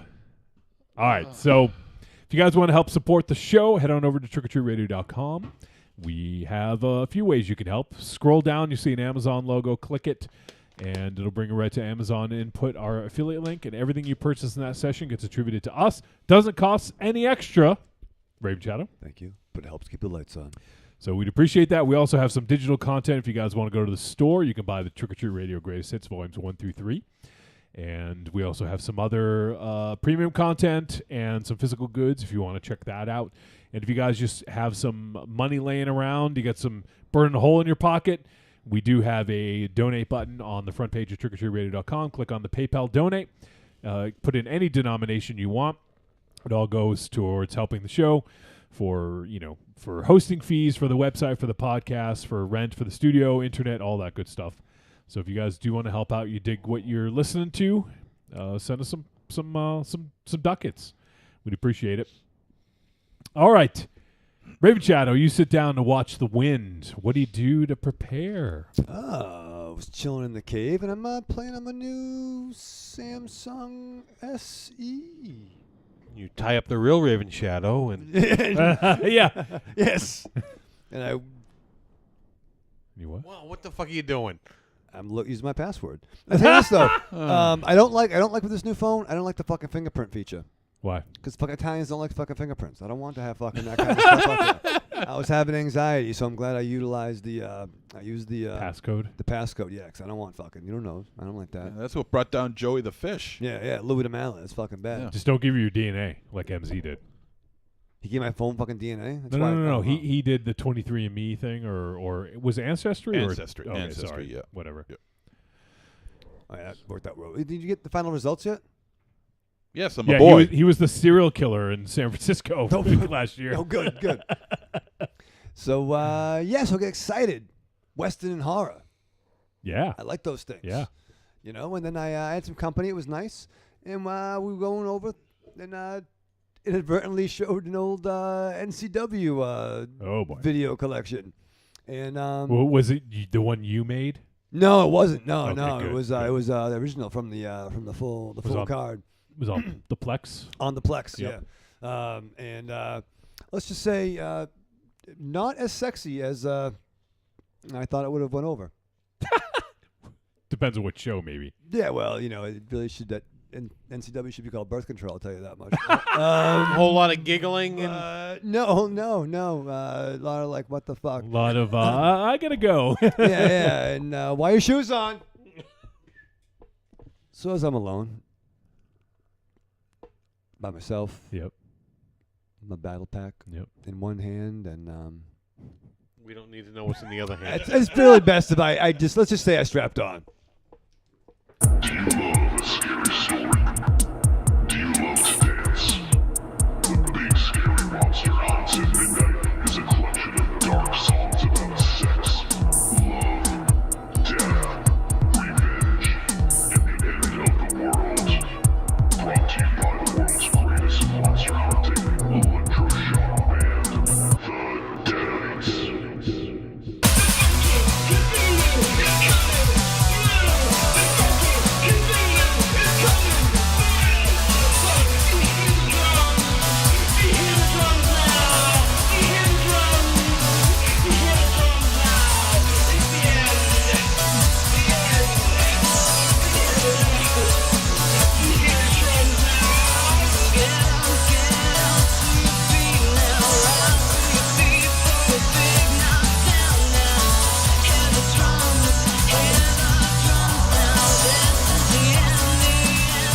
Available on iTunes, Google Music, Amazon, CD Baby, and all other digital distribution sites. This is Matt Kennedy of Astron 6. You might know me as Manborg. You might know me as Father John Sullivan in Father's Day.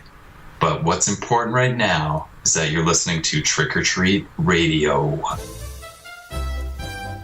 My name's Jason Voorhees from Camp Crystal Lake. And since I only ever kill people that had sex, all those little virgins on the Trick or Treat Radio Facebook group have nothing to fear from me. They're too busy talking about horror movies, comics, video games, RPGs, and all the disgusting, dumb, nerdy stuff that those boys on the Trick or Treat Radio podcast talk about. They'll never have any time to meet a girl, and if they do meet a girl, she'll just be as dorky as them. That's right, the Trick or Treat Radio Facebook page has tons of girls on it. Well, 4 or 5, get 3. A few girls, all right? Now get off my back. They only gave me $50 to do this promo. So go to Facebook, search for Trick or Treat Radio, join the group, and start talking nerd. When the show ends, the discussion just begins. Copyright. Fuck you, Michael Raven Shadow. I can tell you I'm never coming back on this show. Especially now that I did that thing that you just made me do. Which I will be sending you an invoice for.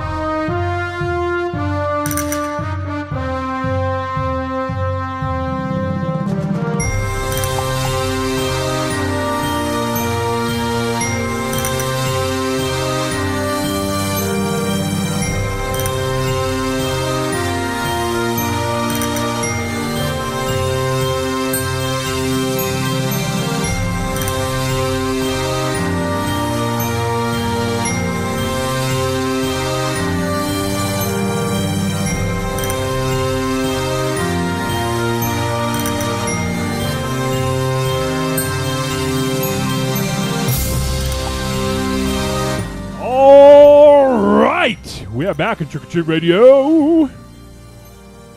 Already. Some of us. All right, so we're going to talk about a flick. Pull up the info. So we're going to be talking about The Wind. This film is rated R. It is 86 minutes. It is a horror western. And it is directed by Emma Tammy and written by Teresa Sutherland. It stars Miles Anderson, Caitlin Gerard, Julia Tellis, Dylan McTee, and Martin Patterson. The synopsis: a plainswoman faces the harshness and isolation of the untamed land in the western frontier of the late 1800s. So this is a first-time feature from Emma Tammy, and it is put out by IFC Midnight. And it's been getting some pretty decent praise around here lately, so figured we'd give it a look. There's some craziness going on here. I don't know what's going on. Someone's falling down the stairs. Falling up the stairs, falling down. I don't even fucking know. So, all right, MZ's coming back in here. Yep, here I am. Did someone fall down the stairs? No, I don't know, just dropped his glasses. Oh, okay. That was his glasses? That was all. Yes. All right, so we'll just start talking about it. I'm not going to wait for Rave Channel. Fuck him. Fuck him. So The Wind. All right, so I thought, do something a little bit different. We hadn't seen a horror western in a while, right? It's probably not since Bone Tomahawk, I'm guessing. I think that might have been the last one we did. Killer Be Killed. We watched one last. Yeah, Killer Be Killed, I think, was our last one. I think it was like 2 years ago, though. But I guess that was a little bit more traditional western than horror, but definitely had our horror elements. So, all right. Now, this film opens kind of in a serious matter. Like, we get some, how do I say, so it's a non-linear story. We're getting stuff sort of out of order. Yeah. And in the beginning, we essentially see something that happens towards the end of the story. I guess it's safe to say, right? Mm-hmm. And obviously you don't know it at the time. You think it's just sort of this kind of sudden intro of something that happens. But we get this sort of, tense moment, tense scene.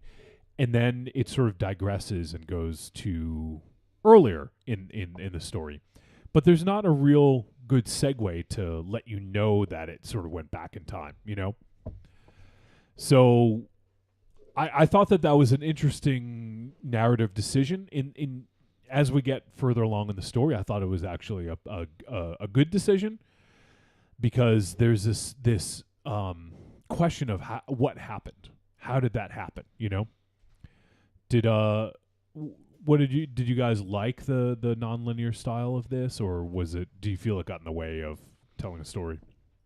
Well, you know, I mean, I don't know the proper definition of nonlinear, but I mean, this was essentially it had the story happening, and then it's just a series of flashbacks, which both happened in the order they were supposed to happen. Yep.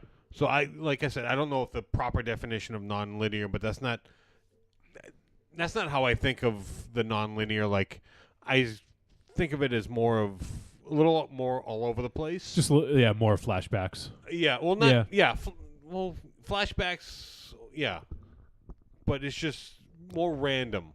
Everything just seemed to be in order for this, even though I did have a little bit of problem deciding where I was. Was it the real time? Was it a flashback? Yeah, it really didn't give any indication that what you're watching is a flashback as opposed to what's happening at the current time. Well, I mean, I think and it does kind of throw you off a bit. It doesn't take you too long to figure it out, like, because there are key things that happen, and you know, people are absent or present, but initially you're like, wait a second, did we just flash back, flash forward? So it takes you a minute or two to reestablish yourself to where you are with every new scene, which was a little bit of, not the word, I mean, it's just, I can't think of the right word for that. Not disconcerting, but just discombobulated. Yeah, that might work. Yeah, disjointed. Disjointed. Yeah, It just look at you with the thesaurus, dude. Yeah. I swear it is not the real Raven Shadow. It can't be. It's Robot Shadow. Yes. More than meets the eye. Ooh. No. Yeah. So the wind. Oh fuck! We're gonna get you like Bluetooth headsets so you can listen to us when we're talking and you're outside smoking. That'd be nice. Just so you don't come in and go, yeah. So what? And somehow he'll still get a tangle around his fucking foot. You're right about, you know, having the flashbacks showing up at the times when they're supposed to. I mean, you know, given the way the film was flowing out, but I just didn't like that idea of not giving really any indication that what you're watching is a flashback, because it does. And I was like, it took me a couple of times to figure it out. You know, a couple of the flashbacks for me to figure it out, and that kind of really threw me off a bit. But I think once this movie is really very. It tests you, I think, in a cinephile sort of way, that you're not, it just doesn't. It's a decent movie. It's not a great movie. I just think the damn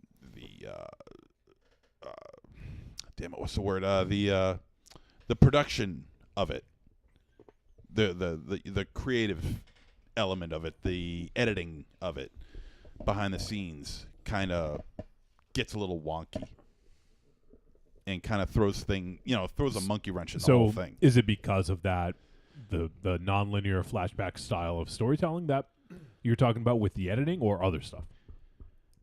Well, yes. I just think the way the film is edited is really choppy. Well, I think that comes later in the film. I mean, I don't disagree that once you gotta figure out what it was telling. I mean, we had the opening with the bloody opening, right? And then once you find out the flashbacks, you always know she's wearing the blue dress in the future. You know, so once you kind of get the lay of the land, so to speak. I swear to God, this is the fake Raven Shadow. what did you do with Michael Raven Shadow? Faking Shadow. Because you know what? I didn't even get that. No. Because she had the blue dress. Yeah, I missed that. Devil with the blue dress on. Devil with the blue dress on. Did you watch this with somebody and did they explain it to you? No, I might be. Let me see what she says next. And then. I'm about to test if this is the real Raven Shadow. If you prick me, do I bleed? not bleed? Is it green blood? I'm actually a Skrull. That's why I keep my chin beard. But no, I think it's obviously, so you get the sense where, all right, there's the frontier and she's lonely. But yeah, she's always wearing the blue dress. There's something out there. You know, there's something out in the field. Okay. I didn't even catch that, actually. Come on, John. That there's something out in the field? No, about the blue dress. Blue dress. Did you catch the blue dress? I didn't know. Come on. No. Okay, now I don't think that's a real thing. Put it fucking on. Put it on. She's always wearing the blue dress when she's having the shotgun. The shotgun blues ties into the fucking dress in the Guns N' Roses I'm not song. disputing it. I am disputing it because Raven Shadow picked it up and none of us did. Nah, I'm very astute. I'm very astute. Astute. I'm Stone Cold Steve Astute up in this motherfucker. Also wore blue jeans. I mean, I guess I can see how that could happen because I can understand where the switch would come with the changing of the dresses. Yeah. But I really, honestly, I did not pick that up at all. Really? Yeah. No. It is a pretty tried and true, way of doing it, without holding your hand and being like, here's a flashback, Right. But I did, and I didn't pick up on the clothing, but I did have trouble at times. I mean, obviously you could ascertain based on what's happening, kind of where it takes place, but it's that initial of like, I don't know where we are yet, like. Yeah. Oh, yeah. I mean, yeah. Sometimes it only took you a couple seconds. Yeah, Sometimes yeah. it took you a couple of minutes, Right. just to establish yourself as to which timeline you were on. Yeah, exactly. So I thought it's kind of a bold choice, and I think it actually did benefit the story overall to do it in that way, because in a way this is sort of I guess you could call it a mystery in a way, like it has mystery elements, where there's sort of something to solve or this unknown bit of information that we're looking to learn. So Zoinks. Well, Shaggy. Scooby-Doo. bringing that it was your back. that was a piss poor Shaggy. I was Yeah. doing it right. Well, I'm sorry. I fucking Oh, blue fucking dress. Yeah. Yeah. Well, you know what you were. You must have pulled that out of your battle Yeah. sack. Huh? Zoinks. You just- Zoinks. I bet. I was gonna say. Scoob. Yeah. See, I knew MZ could do it. All right, well, Raven Shadow's back, folks. All right.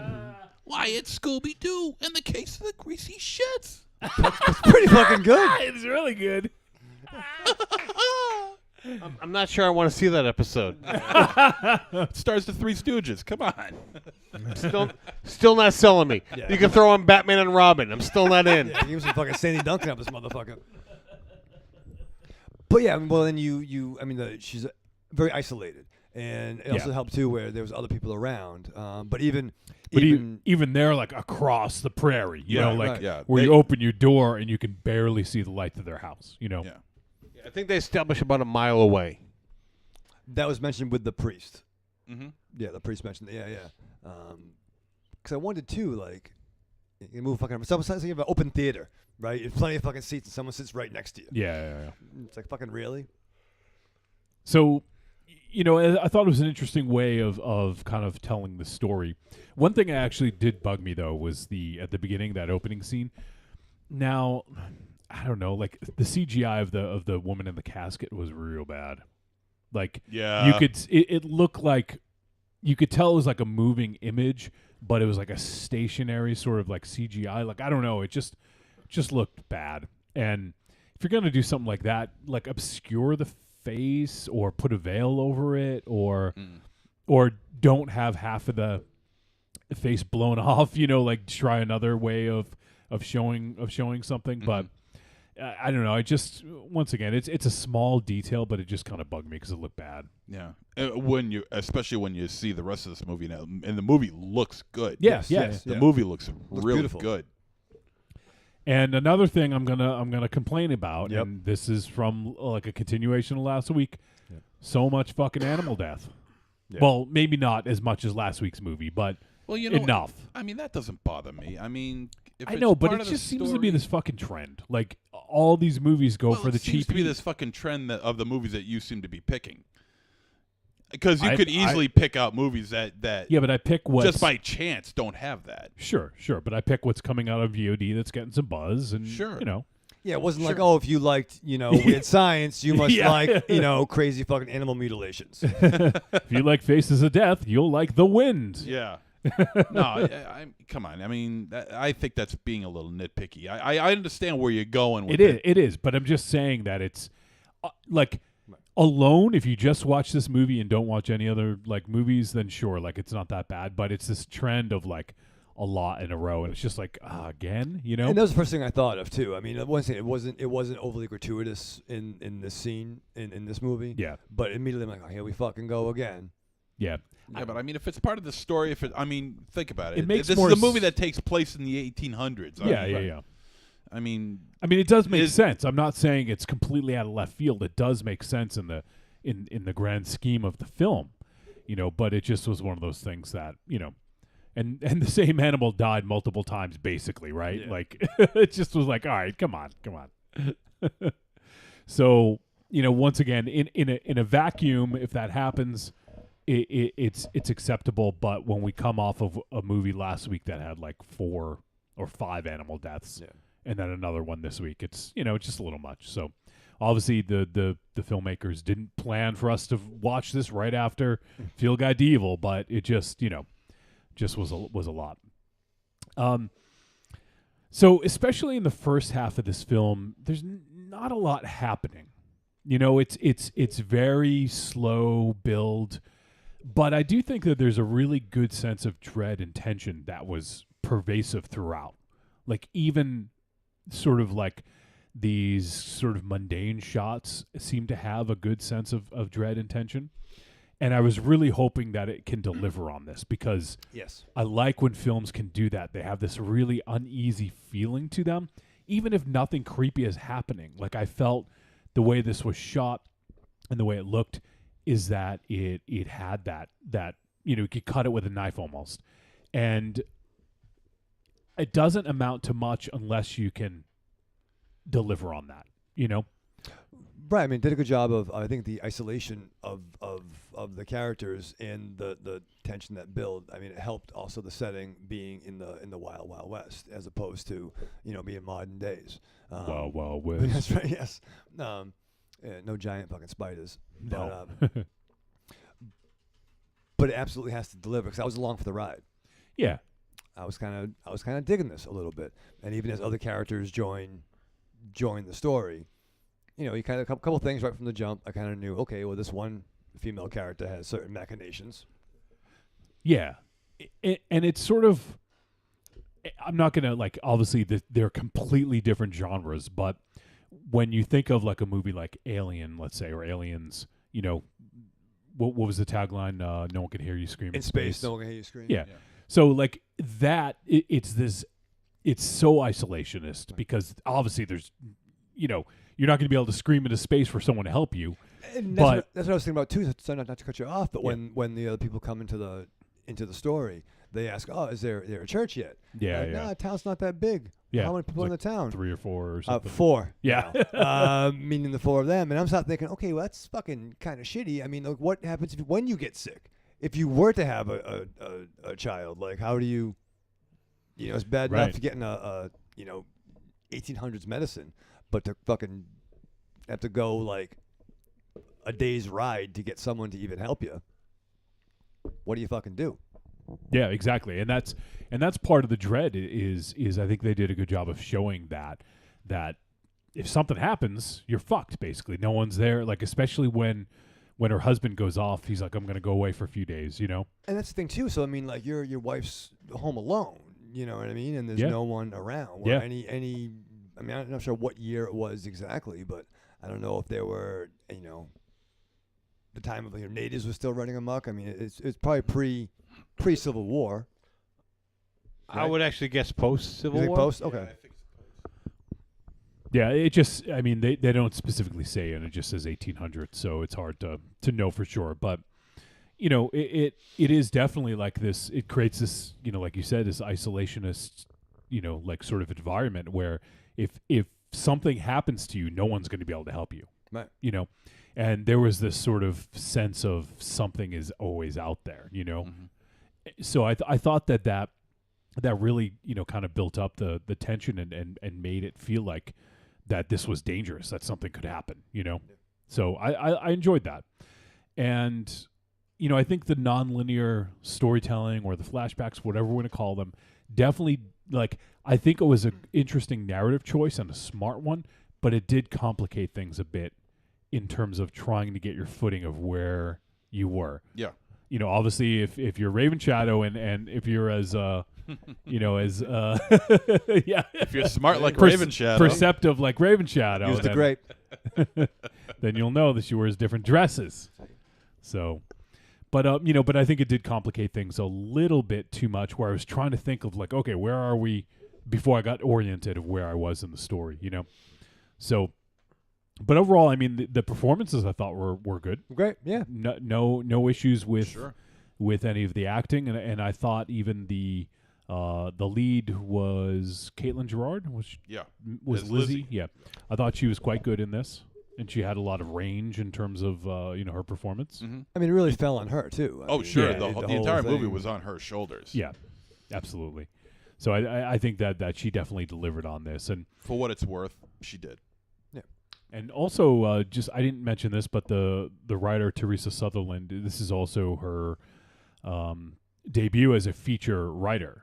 She's written 2 shorts, but this is her debut as a feature writer. So kind of interesting. We got a first time feature film writer and filmmaker as well. So, and both one other thing that is probably bears mentioning is that the writer and the director are both women. Yeah. And like I was unfortunately was so tied up in trying to follow the story that I feel like a lot sort of got past me in terms of some of the subtext or what's going on. And I think it really creates this sort of and this isn't something I've put a lot of thought into, so like I don't know if this is accurate, but I felt like this is sort of an interesting portrayal of women in this day and age of like kind of being alone and being on an island in a sense, right. And then nobody believing you when you say something's wrong or that or something is happening or something's not right. Like the husband was like, no, like he just kept trying to like, no, there's nothing out there, like nothing's wrong, like just completely blowing her off. So well, that's that. Well, I mean, that was just. I mean, if you want to call it compared to what we have now, I guess you could just say that was just a sign of the time. Yeah, but what I'm just saying though is that happens now. This is just an interesting way of showing it, with, because no one's around. It's the 1800s, and because the man has the dominance. The man has has all his faculties together. The man thinks that the woman is off a rocker. The typical tropes that show men in this light. And even Lizzie for the longest time to a degree was subservient because there's that scene where the water, she's like, oh well, let's go get the men water, and it just seemed like that was definitely of that era, so they did portray that, but I think in a sense it did speak to our current society. Actually, Johnny, I'm gonna correct you on something. It wasn't Lizzie. It was the brunette that she was pawning over Oscar. Emma or Isaac.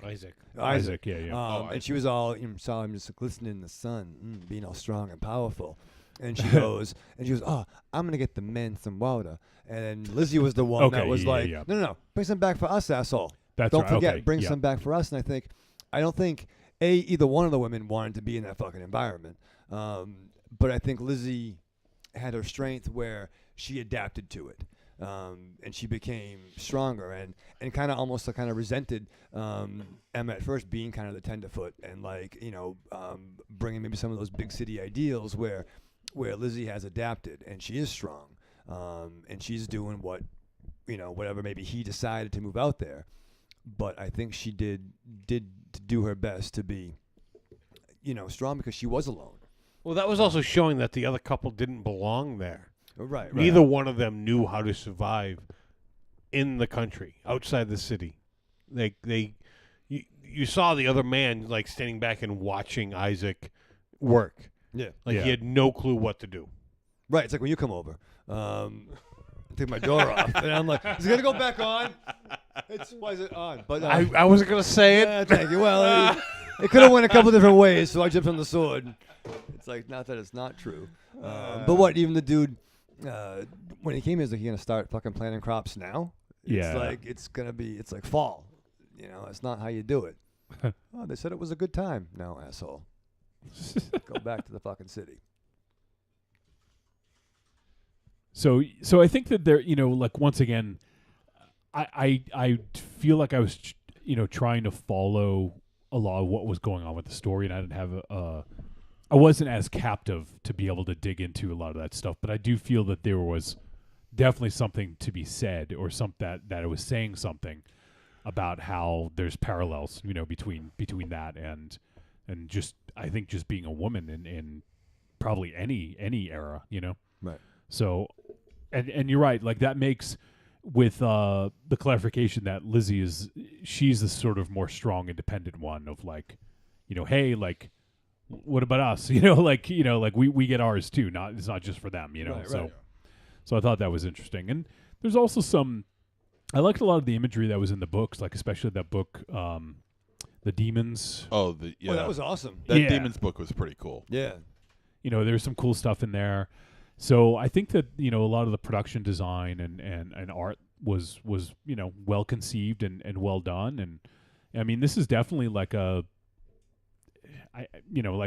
this isn't going to go on the box, but it's a cohesive movie. Everything is there and it makes sense and it looks good. It looks like it was from that era, and so I don't really have any issues with it. I just didn't feel like I was totally engaged all the way through. I think that it did a good job, and I think there was a lot of tension, but I don't know that the story delivered the way that I had hoped based on what they had built. I got the feeling this movie was set up for two teenagers having a date night where the girl isn't entirely on board with a scary movie, but she wants to hug on to her new boyfriend. Yeah. Where they build up tension and she grabs a hold of his arm. Sexist much? Yeah, a little bit. And she's just and she closes her eyes to make everything go away. And as soon as everything just becomes that tension, it just disappears and she can open her eyes again. It built very quickly to that point, and then just everything just was clean again, and you could watch again. It built, but then it just went too quickly. Yeah, I just never found it to be scary. It had a couple moments of suspense, and that suspense was handled pretty well. But overall, I just think that this. I mean, that aside, I just think this movie has some problems that I just can't shake, and that's that. Not only the non-linear storytelling, which by the way, I love non-linear. Okay, so, but it has to be done right. It has to be done right, and I'll go to the old cliche. Quentin Tarantino knows how to do it right. This is how it's not done right. Well, I think it's a work in progress for the director. This is her first feature. First feature, yeah. Okay, so Well, see, so I say so what to that. I will still argue against this being non-linear simply because this is a story and then a flashback. Both of those happen in order. But there's still flashbacks. I mean, and A it's not like one, flashback it's not doesn't like one or make two nonlinear. flashbacks. But every flashback where it ends, the next one begins. No, where I the get, other I one get what ends. you're saying. I get what you're saying. So, I would not classify this as a nonlinear story. Well, whether you you call it nonlinear or not, the point is that the way it's handled is it's somewhat flawed. difficult. It's difficult to follow. I will say it's flawed, but I will not classify this as nonlinear. Okay, well we don't have to, but Well, I'm no, I know what you're saying, but you do realize this is like we can't always agree. We're supposed to be a little back and forth. No, I get it, and to a certain degree, I agree with you. Not a lot, but a little bit. But Just a little bit. But overall, it doesn't really matter. It's just the way that it's handled, and you consider it flawed. I consider it flawed, and I don't know. It's just that I felt that this movie could have been handled a little better. Although it's not bad from a first-time director, I will say that. And some things you can be forgiven Sure. about too, but I think the crux of it is in that payoff, because when The payoff, there was none, I mean to as far as I'm concerned. to fast forward, and I think that's where it falls apart. When even looking at the runtime a little bit, like, all right, well, how much you should probably wrap some things up, and I was on board for a good chunk of the film, and then even as like, I love that you can self-medicate with fucking chlorophyll. Or Yeah, chlorophyll, right? rather. Not Yeah, chlorophyll. chlorophyll. More like borophyll. Chlorophyll. Yeah, I'm gonna fucking huff some leaves. No, like fucking Dennis Hopper and fucking Blue Velvet. No. When the problem comes, when life stresses you out, I'm gonna chloroform myself. Which I need to get some of that shit. Yeah, I was gonna say. I'm surprised you don't have any. Yeah, I can get a prescription. But something happens to the other characters in the film. That's why she's alone. Right? Yeah, That's my yeah, interpretation of it, and what the fuck's gonna happen. And I kept waiting for that punchline, but like MZ said, it didn't come to a satisfactory conclusion to me. And I was very thrown off. Like by the time the priest came, which I did like that interaction. Him going over to the other house and coming back, and there was a really cool transformation scene that I wish we With could the have. priest? Yeah. Yeah. Which I thought was, oh shit, it's gonna fucking go off now. I didn't even see this coming. It's gonna pop off. It's gonna pop off like fucking the popple or whatever the fuck. But didn't get any real payoff. And as I think the movie fell apart as it kind of rushed to the finish line for me.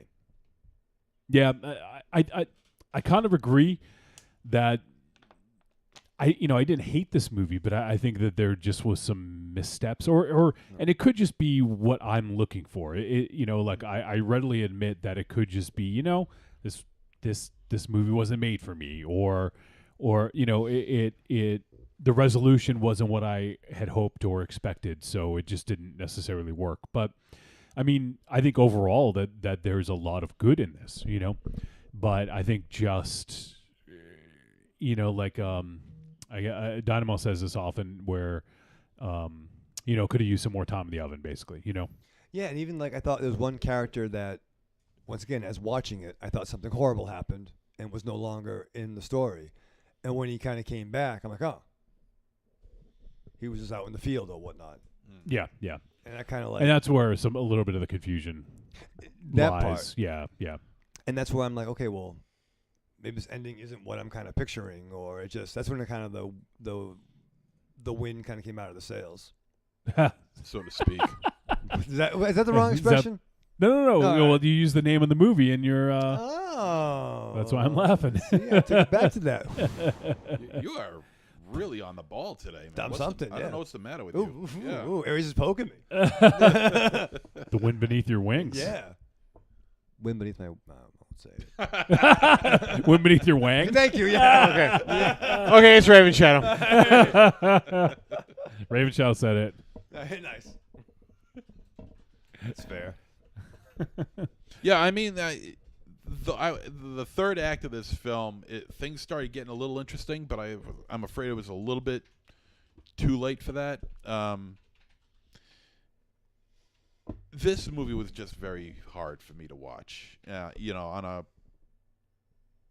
a pure storytelling level, it was just I just felt like it was all over the place.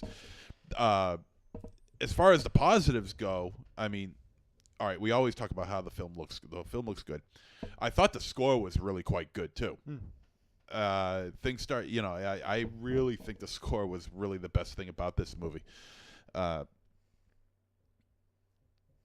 As far, costumes, you could get Western shit anywhere. But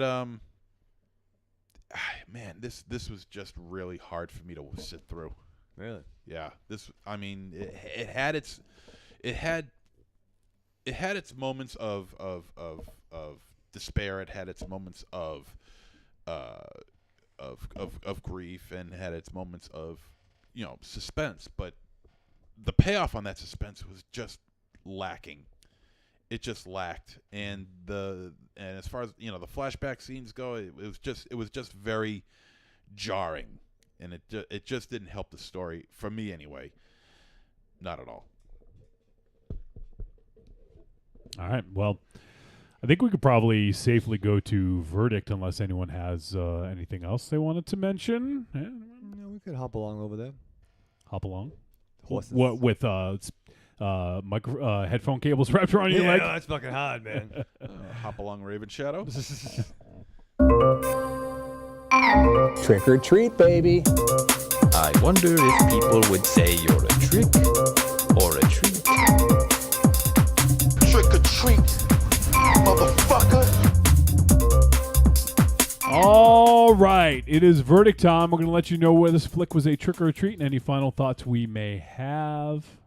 Let's start with the astute Michael Ravenshadow. Thank you, sir. Yes, I do believe that in the Paramore... Stepford Shadow. Yes, in terms of Paramount filmmaking, this film is... okay, when you try to sound smart, it doesn't work. Yeah. Right.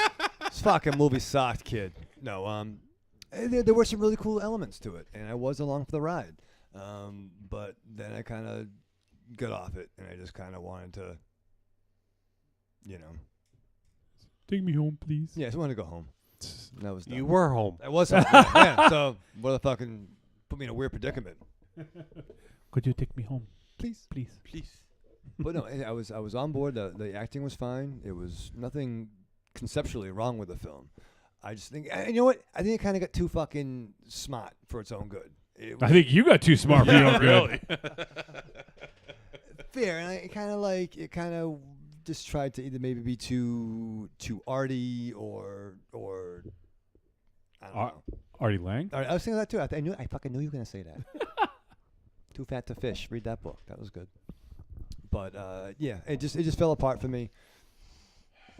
And I gotta say, it was a trick for me. Sorry, dudes. So ladies. All right, Aries. It's funny that you were saying that too smart, because I was actually wondering whether this movie was too smart for me or just trying to be smarter than me as I'm watching this movie. And I still haven't quite figured it out yet.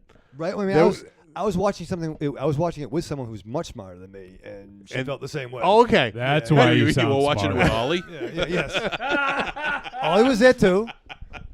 So that's why I was, 'cause I was watching alone, so Yeah.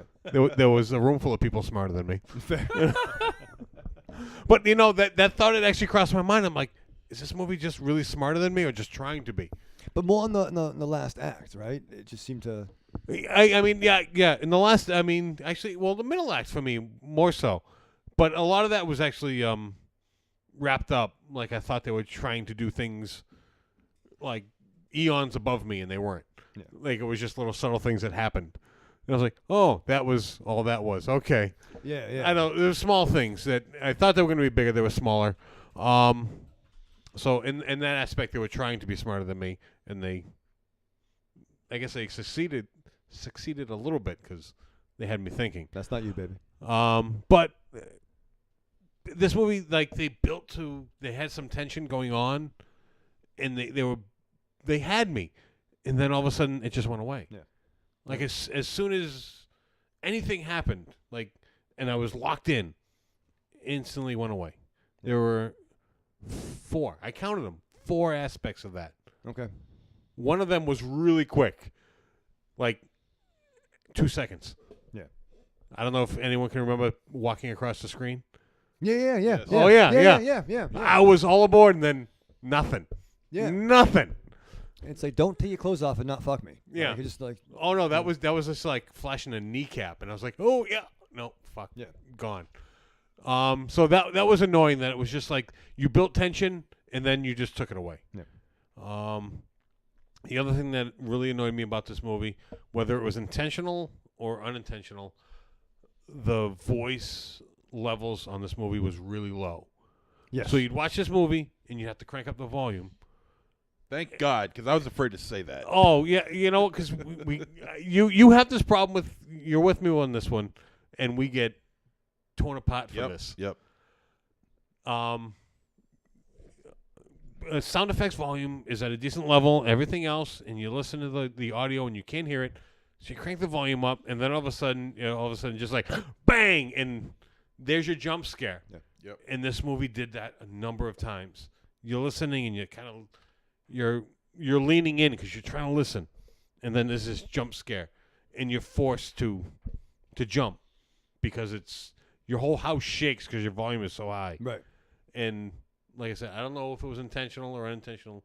I'm leaning towards intentional because I think a lot of modern movies do this with the jump scare, and it annoys the piss out of me because sound should add to it. It shouldn't be it. If you can't jump at it without sound, it doesn't belong in your movie. But all in all, I think I'm gonna have to say Trick. All right, MZ. Yeah, I definitely agree with you on the use of sound in this movie. That a lot of it was low, a lot of it was high, but you never knew when it was going to hit you. Yeah. And like you said, we get crucified for that shit, for saying that, but it's true, and I appreciate that you back me up on that because apparently we watch the same TV. Yeah, we must be watching it on the same TV from the same distance. Everything. And man, I don't like comparing how we review a film to other reviewers. But sometimes what I'll do is that I'll go on IMDb and I'll look at other reviewers, especially for a film that I think I might have missed something, in this case, I really feel like I've missed something. So I'm looking through reviews, and I always go to the one that I always go to more than anybody, and that's Roger Ebert. Now Roger Ebert's been dead for a number of years. Yeah, I was like, how the fuck did he see this? He's got guys reviewing films on his site that are worthy of that, and ladies, sure, that are worthy of being on the Roger Ebert brand. Like the Roger Ebert core? Like he has They all have rings. And I looked at the review on Roger Ebert, and the guy who reviewed it gave this 3.5 stars. So I read his review, and I had to have missed something. I had to have missed something. I'm looking, and I'm reading his review, and I'm like, I just don't get it. I mean, I love psychological horror. I love slow burn horror. I love that whole, fucking with your head idea. Right. The mentality of it. I just love that shit. Man, I just don't get it here. I just don't get it. This movie's got a lot of things going for it. The only thing it doesn't have going for it is a decent story and the way it's presented. It's terrible. Now that's certainly not the fault of a first-time director. I mean, she's just trying to, get a career going, and from what I've seen, it looks like she can, at least put some semblance of a movie together, which is fine.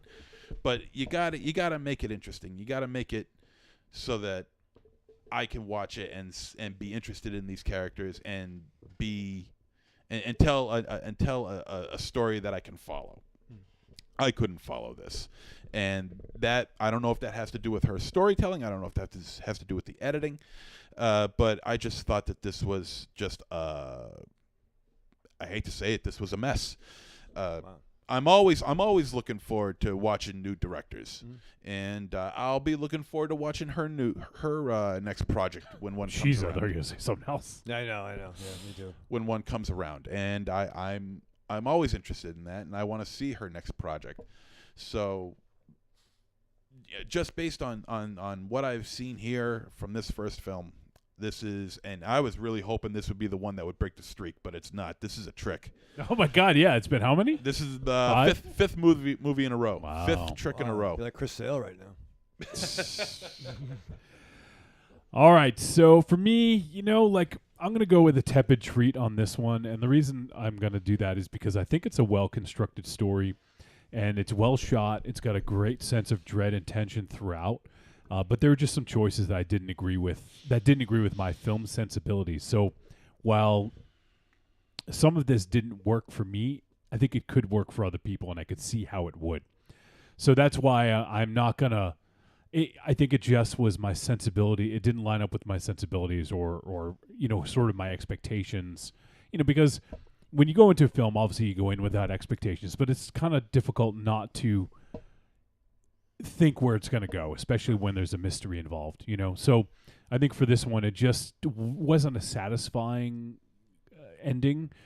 And I think that's sort of what a lot of it led up to that point. And when it didn't deliver for me, it definitely soured a little bit on me. So, I mean, like I said, it's a well-made movie, well acted. I mean, there's nothing wrong with the movie per se, but it just didn't work as a cohesive piece for me.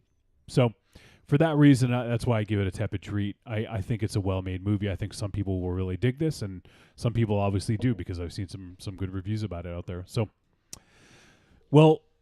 The movie I was gonna do for next week is another period piece, so I may actually call an audible and pick something during the break because I want to break MZ's streak. 5 in a row. This is a tough year so far. Well, it's been some good stuff, but there's been some middling. This has just been a rough couple of months. Yeah, there's been some middling. We stuff let here. off strong, I think. Yeah.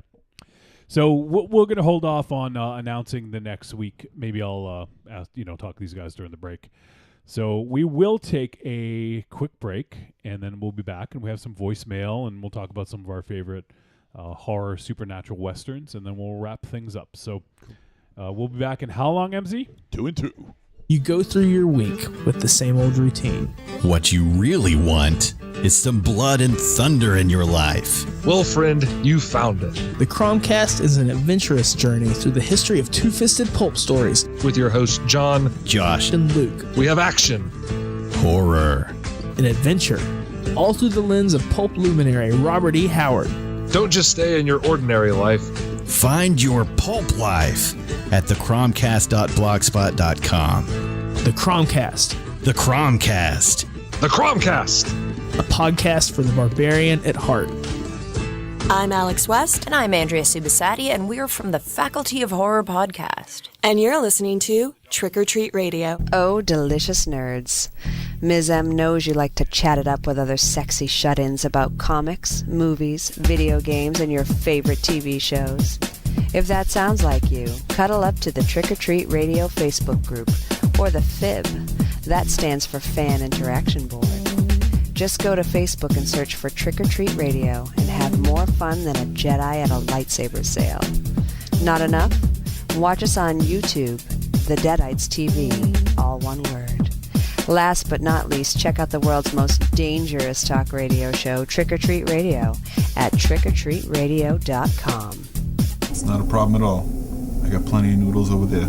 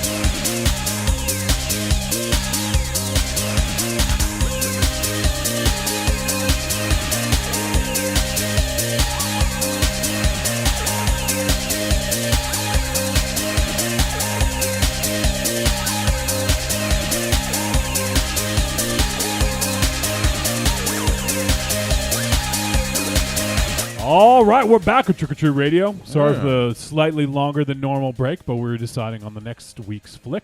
And we are going to go with the period piece. MZ helped me decide. And we're going to go with a film called Hagazusa. And it is looks like it's a German film. It's folk horror. It takes place in 15th century Europe. So we'll do another period piece. Hopefully this will break your streak, MZ. Let's hope. Let's hope, man. I can't go the rest of the year with tricks. Jesus. At some point, it's got to come to an end, man. It is available on VOD. So if you want to kneel before VOD, you can watch Hagazusa. Yeah. And it's spelled Hagazusa.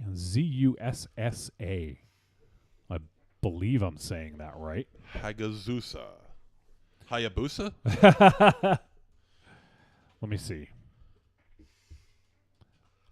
I'll get Google Translate to say it for me. Here we go. Hagazusa. All right. Hey. Yeah, look at that. Look at that. Right. What does it mean, actually? Let's see.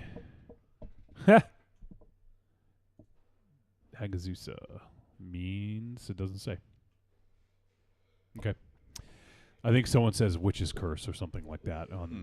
So, all right. So we're going to check that out. We'll do that next week. If any of you guys want to play along at home, you can go ahead and check it out on VOD and send us your thoughts. So we got some voicemail.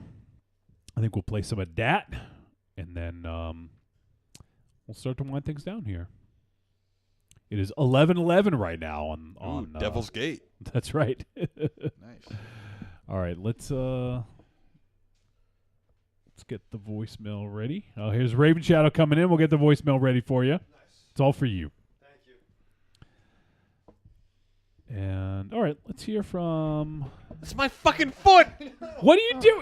You can't walk. Jesus. There's a lot of stuff here in the studio. Aries is a big fucking gumboat. It's almost fucking. It's like you improved in certain areas and lost in other areas. Yeah, I'm like that guy from Giant Dangerously. Shit, I'm deaf. I can see. But who the hell am I? Oh yeah, that fucking. Was thing. it Ray? Ray Winston? My God! Oh my God! That was Griffin Dunn. The guy who got hit with the yeah. papers is Ray Walston. Yeah, Ray Walston. All right, let's head to the voicemail. First up is our boy Arkham Josh. Yeah. Hey, Trick or Treat Radio guys, it's Arkham Josh here, just calling in with my thoughts on this week's film, The Wind. I really liked this movie. Wow. I thought it had a great atmosphere, great setting. It was an interesting story, good acting. Overall, I was really happy with it. It had some really good tense moments, some good effects. It was. I didn't know anything about it going in, and definitely, probably about midway through, it really hit me that this is really the kind of film I wish I could see in a theater, because a film of this type of pacing and atmosphere kind of really works well in that setting. So overall, I'm going to say it is a treat and a recommend. I think this is a first-time feature. It looked like the director had done some shorts and some documentary work. So I'm really interested to see what she does in the future, because I would definitely check that out. So, hey, I hope everything's going well.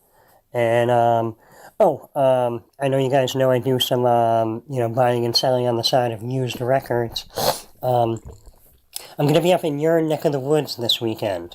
Hey. Sunday, Steph and I are going to be set up and selling records at a record show, the Music Expos record show in Marlborough, Mass. So if you guys are around, come check it out. All right? So I'll see you guys soon. Have a good one. Bye. Awesome. Okay, well, he seemed to like it. And let's see. I'm going to Veg Fest on Sunday. You guys are going to go with me? Ooh. Eat some veggie food? Oh, can we? It's at the DCU. Oh, wow. It's Will free they dinner. have hot dogs and hamburgers there? Yeah. Or veggie burgers and Yes, veggie dogs. exactly. Yeah. Vegemite. Dolomite. They Vegemite. They Vegemite not. Oh, I like that. There you go. There you go. No, I'll try. I'll go to one of the places where they have like the faux meat, What does faux mean? like He-Man's faux with Skeletor. No, but like I try one of those, mock. Mock. Yeah, like faux turkey, or was it folky? Tofurkey. Tofurkey. I tried that. Folky. Folky. You're an old folky. Yeah, Keith Folky. 2004 Sox closer. He was excellent. But no, I try one of those the dishes you make. Those little cute little dishes. These little cute little dishes. No, you get really fucking big and strong. What do you make? Do you cook for yourself? Mama Celeste, right? Is that your favorite fucking meal? Mama drops it off and I heat it up in the microwave. Yeah, no, we make scrambled eggs in the morning on the weekends. That's the only thing you know how to make, because Joey Tron showed you how. Yeah, it took a little while, but we do that. Well, yeah, he had to make it for you. Well, I call Joey Tron. He comes from Rhode Island, and he makes eggs for me and my lady friend. Eggy Weggies? Eggy Weggies. And scrambled eggs and bakey wakes. And my jammy jams. It's a good time. That's what we do. Scrambled eggs and what? Bakey wakes. Bakey wakes. Yeah. And my jammy jams. You wear your jammy jams with those? I do, yeah. It's a party. You got to come over. It's a house party. It's a house party, yeah. Oliver's there. Jammy jam. Yeah, we're downstairs. Does Oliver wear his pajama jams? He does have little jammies. I know what I saw on my new phone. I saw on Etsy. On my new phone. On my new phone. There's a thing called Etsy, right? Yeah. Right? Everyone has known about Etsy for about 12 years It's now. brand new, right? So they have a thing where you can get, Johnny, you might be into this. You can get like matching necklaces for your dog. So you can both wear like the same. What the hell are we listening to? No, it's for the dog lovers out there. Wait, do you have a matching necklace with Oliver? I'm gonna get one. I'm gonna figure that out. Maybe we'll get little bones. We'll have something, little bones, or pizza like bones, pizza bones, or maybe like a little Malouk. Mama Luke. Yeah, a little Italian thing, a little squiggly thing. We'll get that, and we'll be like, BFF necklaces for your dog. Christ. That's what we're getting. Is that like his and dog necklaces? Like, what do you call that? It's not his and her. No, it's like Oz. Oz. Oz. It's Oz. Yeah, that letter you don't say. Yeah, that one. You're not gonna use all the letters. Oz. But no, we're gonna be a team. We're gonna get we're gonna have matching. Like necklaces. Blue Falcon and Dynamite. Yeah, it'd be awesome. What did you say, BF? Fucking love Blue Falcon. Yeah, check it out on Etsy. Check it out. Everyone knows what Etsy is. Well, no. You're the only person. Yeah. Like literally. You're like the only person in the world who doesn't know what. Well, Aries, you know what Etsy is? I really want to hurt you right now.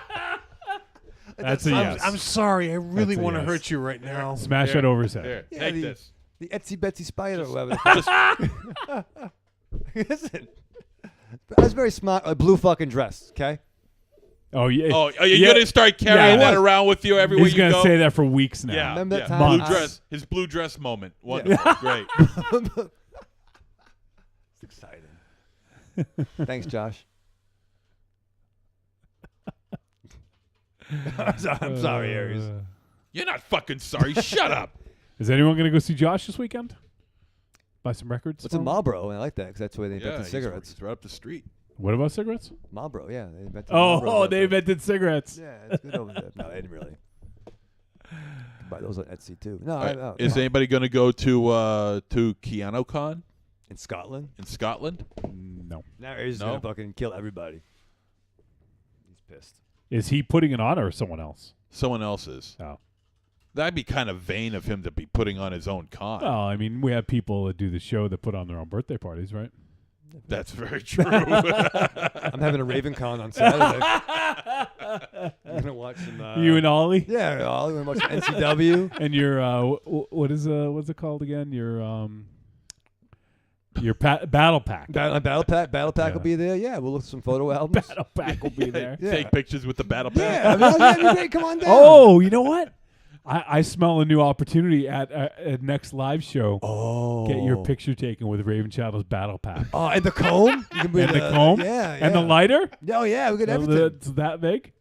Oh, that'd be nice. We'll have a little screen. The Raven Shadow accessory pack. Oh my lord, it'd be fucking. We're gonna. Yeah, you gotta come. You gotta. You know what? You gotta bring that old wallet. Keep that stuff to the gills with stuff. I don't care what, but bring that wallet so people can get the picture taken with. We'll them. have all the experiences. Yeah, it'd be like the fun rooms they have, or the happy place rooms, whatever the fuck, where they have like flowers and upside down ceilings and shit, rainbows, right? Okay. You know, fucking John, don't patronize me. You know what I'm fucking talking about, right? Don't they have the happy rooms areas? You go there. Not today. Were we talking about the porn theater again? yeah. No, but they have those rooms now where you can go, like the. Don't leave me fucking hanging on a fucking I don't know what you're talking about. Tiny White showed some pictures. They're called escape rooms, and they're trying to get away from you. We should do an escape room. Yeah, I'd go real fucking. We really should. Would you leave your house? Is that your escape room? Yes, Aries, how do we get here? Use the door. Drive yourself away as fast as you can. Move Grimlock. Oh, me Grimcock. But yeah, take a picture with me. No, with your accessories, not you. Won't touch me. Everyone wants the battle pack. They do. Yeah, it's causing commotion. It's causing a commotion. It's causing a lot of ruckus. It's very exciting. All right, we're getting another voicemail. Good. From Humble Eddie. Hey, Trick Treat Radio. Humble Eddie here. As far as a Western that's like supernatural or horror bent, I'm going to give a bit of an esoteric choice here, but I'm going to go with Jim Jarmusch's Dead Man from 1995. Stars Johnny Depp, good choice. Lance Hendrickson, quick turn by Robert Mitchum. It's a fucked up kind of lyrical tale of a wayward soul being out of limbo, at least my interpretation. A Native American guide that I think exquisitely defies and complies to stereotype at every turn toward his salvation. I think the wicked distinction of the demons out to keep the main character, played by Johnny Depp, called William Blake, from entering the gates of paradise are easily some of the most humorous and horrifying ever depicted. I mean, you got campfire scenes with Billy Bob Thornton and Iggy Pop arguing over who's going to anal rape Johnny Depp first, to Lance Hendrickson's crushing the skull of somebody with the boot of his heel, blaspheming about goddamn religious icons and stuff. It's wild shit. I mean, Lance Hendrickson's a fucking cannibal at a certain point by this movie. One guy there's a little bit of a background about how he fucked his parents and then ate them. Yes. So yeah, really monstrous human beings out to get William Blake in this movie. But yeah, I mean, it's just a phenomenal film, and one of the few films to possess the cinematic poetry powerful enough to transport you to another plane of existence completely. I mean, by the end, it's a total, just, I don't know, man, it's ethereal in a way that few films can achieve. So yeah, I think it's Jim Jarmusch's best film, and one that you should really check out if you haven't seen it in a while. So yeah, Dead Man, 1995.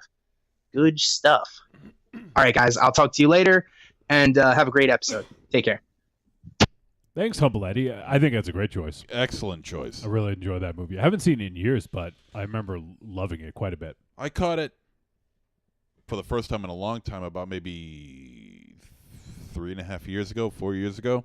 Oh, okay, yeah. Yeah. It's a really good movie, and Yeah. Lance Hendrickson is awesome in it. Yeah. Everyone's really good. Jim Jarmusch is an interesting director. He's definitely done some cool stuff. I think the only film of his that we've reviewed on the show was Only Lovers Left Alive. But his new one coming out is that zombie movie that everyone's been Did he about.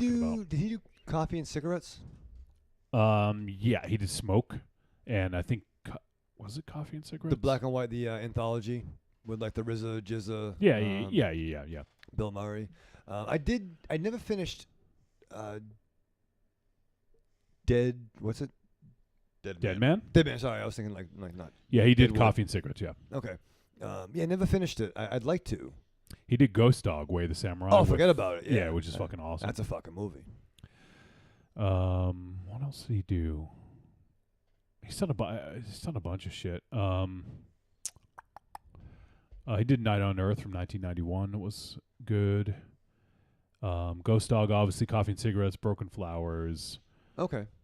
Only Lovers Left Alive, and Gimme Danger, which is a documentary about the Stooges. Stooges? Yeah. So he did that, and then his next film is called The Dead Don't Die.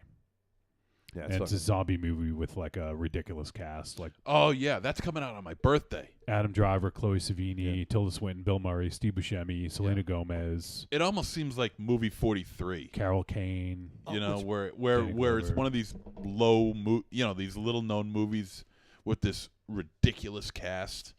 Well, it's a little bit different though. I mean, I think movie 43 was like a trying to be like Kentucky Fried Movie of the group. Yeah. You know, where I mean, this is I mean, I don't know how big their parts are in this movie. I mean, they could just show up for mostly cameos, and they would get fair. would get front billing over some guy that you never heard of before who takes up 98% of the film. Rosie Perez is in it. Danny Glover, God. Tom Waits, RZA, Iggy Pop. Yeah. But these are all his go-tos. I mean, he's been using these. Do it, Jimmy. It's pretty fucking good too. Don't ever do it again. But that's a really good Rosie Perez impression. What you doing, Jimmy? Jesus. So Aaron's just fucking pissed right now. The lady with a heart of gold. Wow. Keep doing it. yeah. Yeah. Jim Jarmusch is he's like had gray hair forever. Yeah, I'm saying, like, how old is Yeah, that right? dude? Jesus. That's a hell of a look, man. Oh, he was in Sling Blade. Was he? I sure do like them French fried potatoes. Yeah, right there. See? Yeah. Oh. We're looking at a picture of Jim Jarmusch waiting on I had Billy Bob. no idea that was him. Yeah, I didn't either. No kidding. Huh. Yep. Yeah, he's an interesting director for sure. So that's a great pick, Humbletti. Let's move on. And I think this is our final voicemail of the night from our boy, FTM. First time Mike. What's up, Trick or Treat family? This is First Time Mike. How's everybody doing? Notice you're talking about a horror western today, and I want to add a little bit to it. First of all, I want to hawk another movie that I had recommended before, 1959's Curse of the Undead, Universal's film about a vampire gunslinger whose vampire is rooted very much more in the more folkloric vampire. I'm not going to give too much away. It's a great movie to check out. Also, for some good Weird West recommendations, I recommend checking out Talk Without Rhythm, the 31 Days of Halloween from 2017. El Goro went into some Weird West movies such as Grim Prairie Tales, which is, I don't know if you guys talked about that one. That's a fun movie, and some other ones worth going to check out. El Goro's little reviews on those because he's always a great reviewer. But for my little thing about Weird West horror, I'd like to recommend the Deadlands role-playing game. First came out in '96, and it's been in for several play systems, including the original play system, Savage Worlds, D20, which was like the 3rd edition Dungeons and Dragons, and up to the new in a game called GURPS, which is one of my personal favorites. But Deadlands is set in a alternate United States where the Civil War ended in a draw.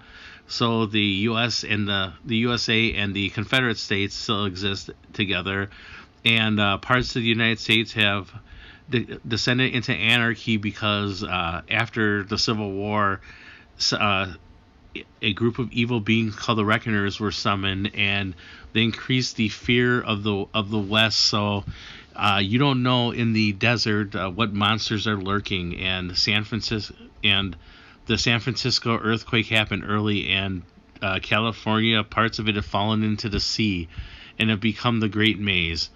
But evil still lurks out east, and in the genteel halls of power in both the Confederacy and the United States, there are monsters lurking behind the facade of civilization. And deep in the desert, that small town you go through might have vampires and might be just gates of hell itself. A lot of the visuals are very striking. Like there's beings called hanging judges, which are like floating judges with evil-looking guns and wraith-like masks, and that who's instead of having legs just float around with their legs tapering into nothingness. It's a interesting setting which has been expanded to different time periods from the far future. They had like a 30s version, but the Weird West version was it's bread and butter, and it's a real interesting setting. It's a dark, horrific setting, and it's an interesting view of history. I don't know if Mars or Johnny have ever played any Deadlands, but it's a system worth checking out, if only for the background.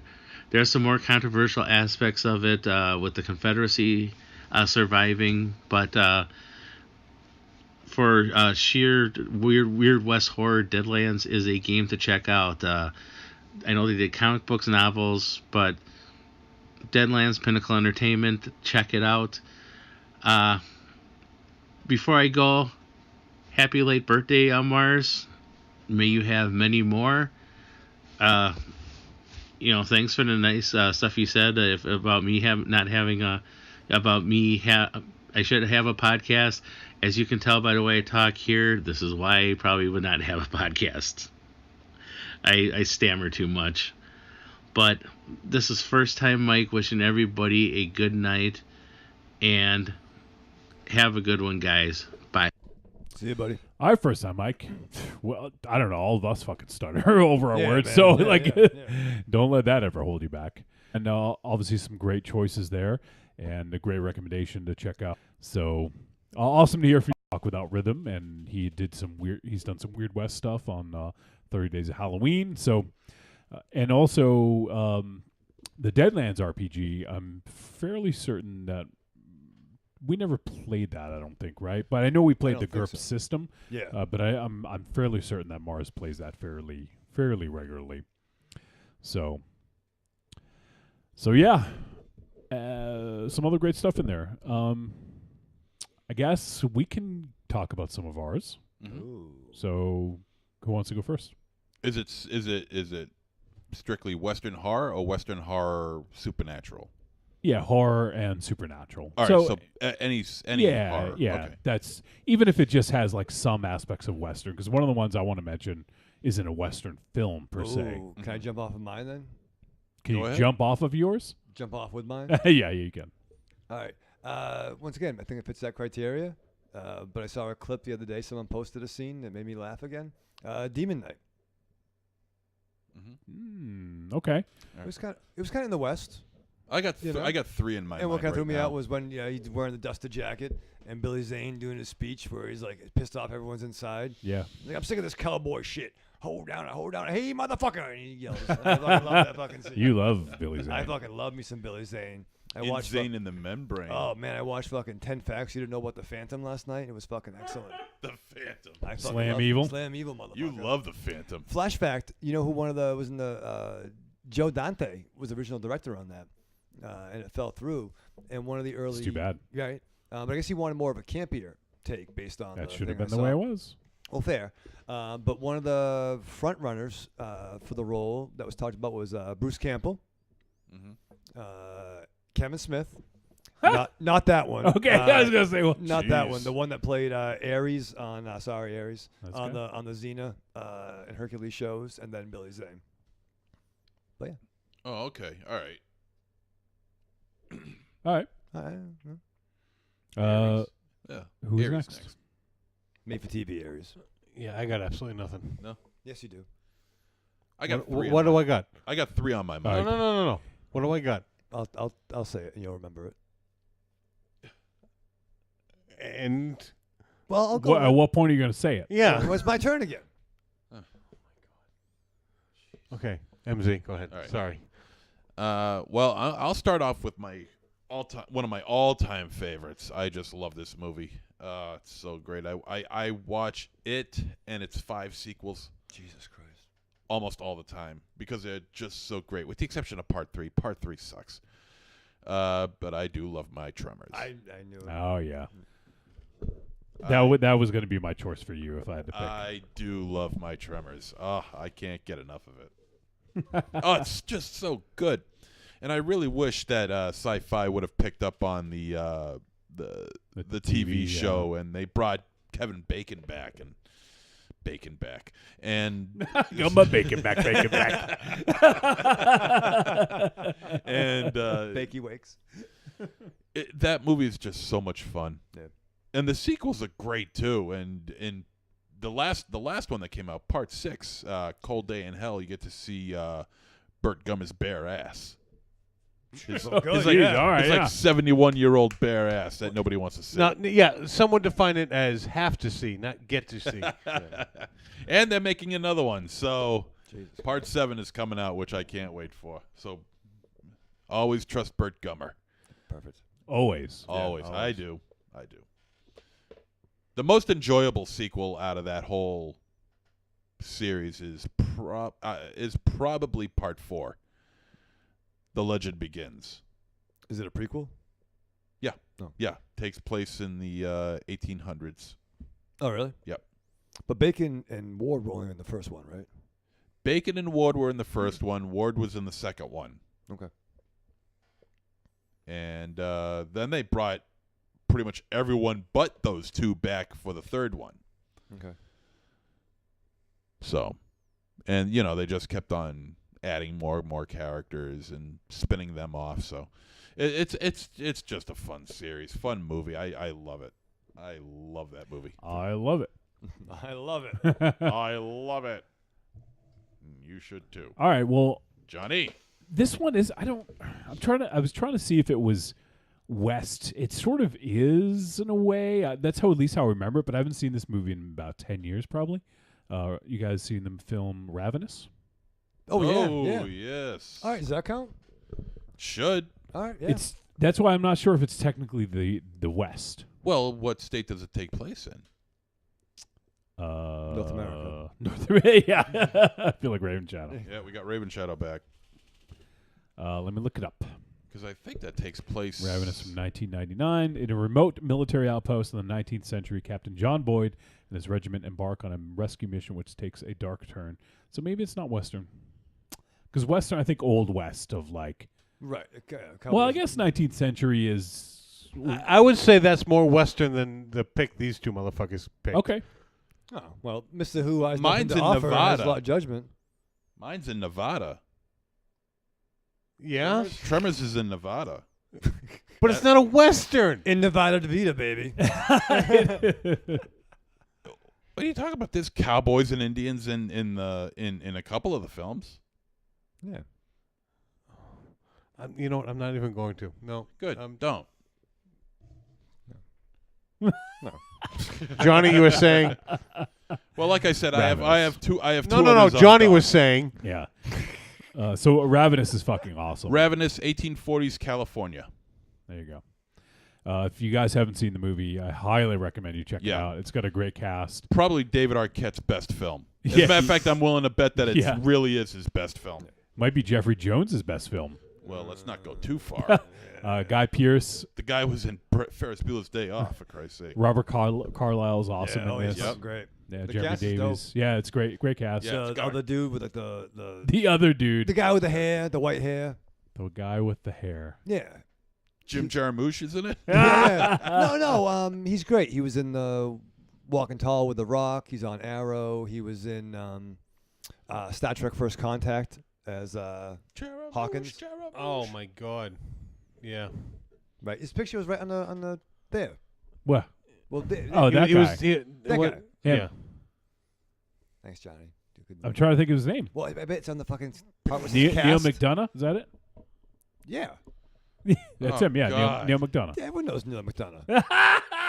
Including you. Why do you? You know what? I can't believe you didn't like. There's an obvious pull for him. For you. What's that? Really? Am I forgetting it? Yeah. Dum Dum. I'm not calling you Dum Dum. Yeah.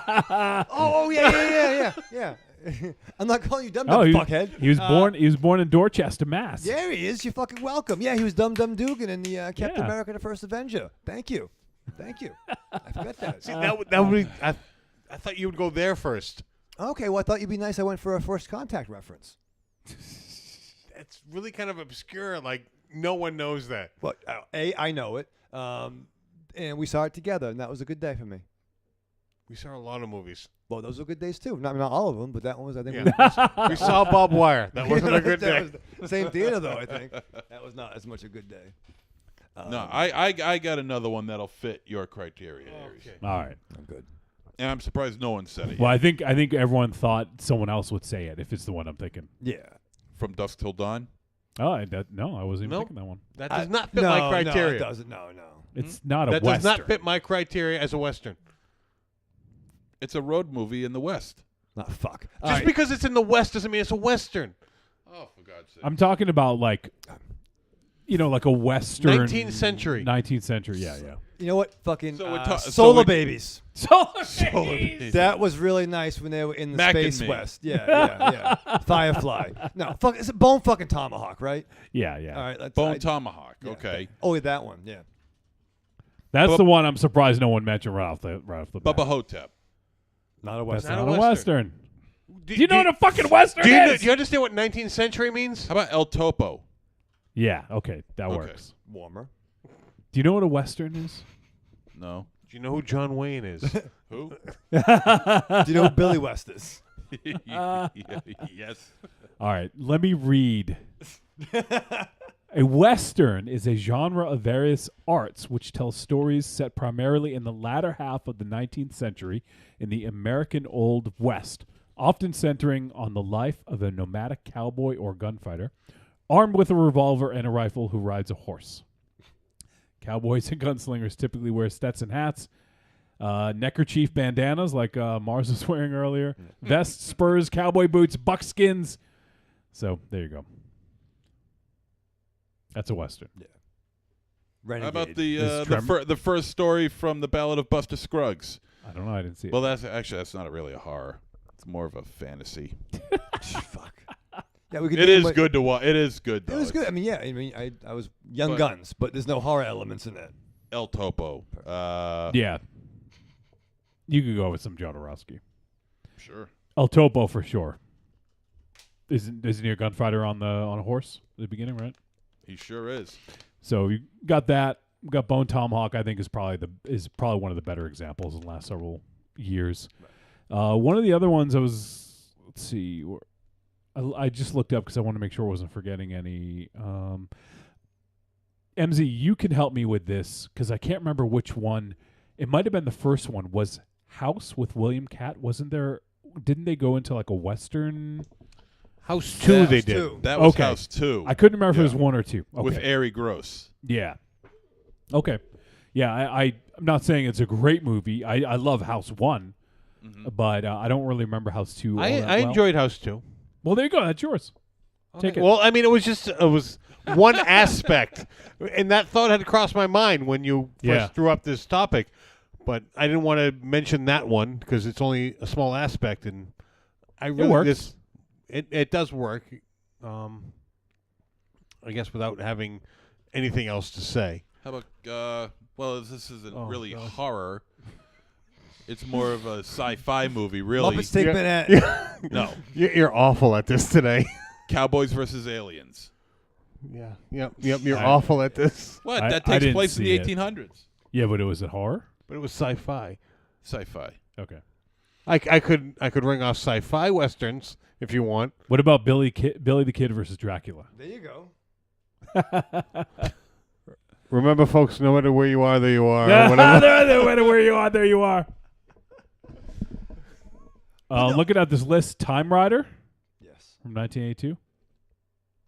Sundown. All right. So there's some. One thing I wanted to mention, this isn't a film per se, and actually I'm not mentioning it to talk about the film, but one of my favorite properties all time that's supernatural horror is Jonah Hex. The stories, the comics, not the movie. The movie was awful, but they actually did a decent job with the character on Legends of Tomorrow. Legends of Tomorrow. It was great. He actually was really good. Yeah, when he appeared. So I'm trying to, Raven Chow, you may know, there was, I think they did a Jonah Hex, there was several, I don't think it was an ongoing, they did several Vertigo, yeah, because I mean Yeah. he was a regular series back in the day, and then Joe, I think R. Lansdale and Tim Truman. That's it. Yeah. Were That's the right. creative Lansdale, team. yeah. And one was Two Gun Mojo. Yeah, that's the one. Yeah. Was one. I believe there was 2 miniseries where brought him to the Vertigo side of the house. Yeah, so to speak. Those are really fucking awesome. I mean, obviously Joe Lansdale's great. I forgot all about this film, The Burrowers. Yeah. I forgot all about that. Yeah. I don't know if The Borrowers can be considered a Western. Set in the Dakota Territory during the late 1870s. The Borrowers, not the borrowers. Borrowers. The Burrowers. Borrowers? Borrowers. Burrowers. Like borrow into the ground. Borrowers. Yeah, no, that's a good one. Yeah, I completely forgot about that one. Yep. So there you have it. Not a very fucking great conversation, but well, it's not so much that it's not a great some. conversation. It's just that it's such a small field. Yeah, no, it is, and there's not a lot to choose from, but there's enough variety that we all named a different one, and First Time Mike named a different one, and I think to be said, our criteria Humble wasn't exact. I mean, you had some flexibility. That's why I leave it sort of open ended. You know, looking at some of the options here, it does have Bone Tomahawk and Wind on this. It does have Ravenous. It has From Dusk Till Dawn Part 3. Which is probably a prequel. It has vampires. Vampires, yeah. Which is pretty dope, but, you know, once again, just because it has sand. I watched a Western just the other day, one that I haven't seen before and I've always wanted to, Going South, with Mary Steenburgen and Jack Nicholson. Oh, okay, yeah. I've never seen it. No, it's good. Yep. It's real good. It's got Jim Belushi in it. It's got Christopher Lloyd in it. Pretty good movie. 1.21 gigawatts. This also has Dark Tower, Blood Moon. Yeah. Oh, Kill or Be Killed. Yeah. I think we mentioned that earlier. Oh, did we? No. Just when we were talking about the Wind. So, all right. Well, there you go. If anyone has any others that they're like yelling at their podcast player saying, mention this. And when you mention it, you guys want to get it out there, feel free to send a voicemail, podcast@trickortreatradio.com, or even an email, whatever. I don't care. Love to hear your voices, but whatever. Let's see. I'm actually looking at another. This is Film School Rejects has the 10 wildest horror westerns. Number 10, Silent Tongue from 1993. Oh, Westworld. Surprised no one mentioned that. It is sci-fi. That's I guess. sci-fi, yeah. though. But that's a great movie. Yeah. 1973. Michael Crichton. Sundown, The Vampire in Retreat from 1989. Never heard of that. Vampires from 1998. I don't really qualify that. Yeah. The Valley of the Guanji. Yes. Oh, yeah. From 1969. The Borrowers from 2008. High Plains Drifter from 1973. Bone Tomahawk from 2015. Ravenous from 1999. And, Near Dark from 1987. I was going to say that, but then Aries got all you Yeah. know, technical, and you read the description. But yeah, that was my one for you. It was Near Dark. I guess in a way it could have like sort of like the spirit of a Western, you know, because Vampires is like that doesn't take place in the Old West, you know, but it feels like it's like a, you know, cowboys and sort of on the old frontier, but in a new setting, you know. So you know, and what was his name? Was it Jack Crow or Jack Cross? What's his face's character? He's a prick in real life. He's great. James Woods. Oh yeah. You know, he kind of had that swagger to him a little bit. Yep. All right, so that's it. That is probably going to do it. That's all the voicemail. We had a decent conversation there. And let me pull up the title of the next week's film again. Hagazusa. Oh, perfect. Hayabusa. Not Hayabusa. Hagazusa. So what the fuck? What's the matter now? What? Oh, you missed that because you're outside smoking. Yeah, is it going to be dumb? I don't know. It all depends on what you think. Yeah, what do you think? It looks like you got pretty smart this week. Yeah, well, think you could carry it over to another week? And since not. you weren't in here, MZ helped decide which film we're going to do. Oh, fuck. Aries. That's what you get for smoking. Yep. That's what you get. I got to stand with him on that one. Yeah. You want to fight for the movie? Quit smoking. Yeah. There you go. Well, I'm sure it'll be good. I had So that fucking. I had no say because I had to go tinkle. So. Well, quit pissing. Tie it off. Did you go out the screen window? Yeah, Aries, really? No. All right, so that is going to do it. Let's go around the room and say goodbye, MZ. All right, Aries. Yeah, we'll see you next week. Raven Shadow. Live fast, love hard, die with your mask on. Mars. Remember, children, wherever you go, there you are. Thanks. Nice. And, yeah, that's going to do it. So we appreciate you guys tuning in to 350 Dose. And next week, we are going to talk about Hagazusa. And I don't know. Maybe we'll do another question unless something else comes up. It is a folk horror, so maybe we can talk about some folk horror films. Folk horror. How many fucking folk horror films are there? A lot, actually. Probably more than Westerns. It's folk horror? What the fuck does that mean? What the fuck does that mean? Wow. Condescending Stein. Did you see The Witch? Oh, fuck. Did you like The Witch? A, I didn't have to see it to not like it. B, no.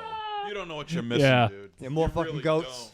I don't know, actually. It's so good. I hope not. It's so good. All right, so that is going to do it. So we appreciate everyone who sent in the voicemail, everyone who tuned in live. Let me just check the chat room. Oh, there was there was some folks talking. Borrowers. Yeah. Oh, First Time Mike says The Phantom is a fun movie. I'm Will Raven Shadow. Yeah, thank you, First Time. Like, yeah, why'd you block out all the messages? I didn't block them out. I forgot to look. Creepy Girl says, hey, guys. She popped in. She mentioned some Western horrors. And she said the trailer looked good on Hagazusa. Tombstone? No. That's just a flat out Western. That's and not fucking a best movie ever, but yeah, not horror, unfortunately, but it's fucking dope. Creepy Girl says the yawn. The witch yawn. Yeah. See, boo. I'm with Creepy Girl. You haven't seen it. I don't have to see it. Yes, you do. Why? What do you think it's about? A witch. Dracula. No, probably a small New England town, fucking superstitious, being assholes, and a fucking black goat. And a fucking... fucking black goat. Yeah, am I wrong? It's fucking Black Phillip, sir. Black Phillip, yeah. Yeah, Black Phillip could kick your ass. Well, but I'll fight a fucking goat. I'm fucking... And lose? Well, Aries, you help me fight a goat? No, you got to see The Witch, man. Right. You don't know what you're missing. Give me a highlight reel. Yeah, I'll give you a highlight reel. It's about 2 hours long. Watch it. He'll give you a highlight reel. Just go to Paris Cinema. Yeah. Oh, yeah. All right, well, that is going to fucking do it. So we appreciate everyone who tuned in and listened to the show. All my best hits. Hit the wall, or worse. Hit the wall, hit the ceiling, hit the chair all in front of me. Well, for all of us here at Castle Wolfenstein, we'll see you guys next week.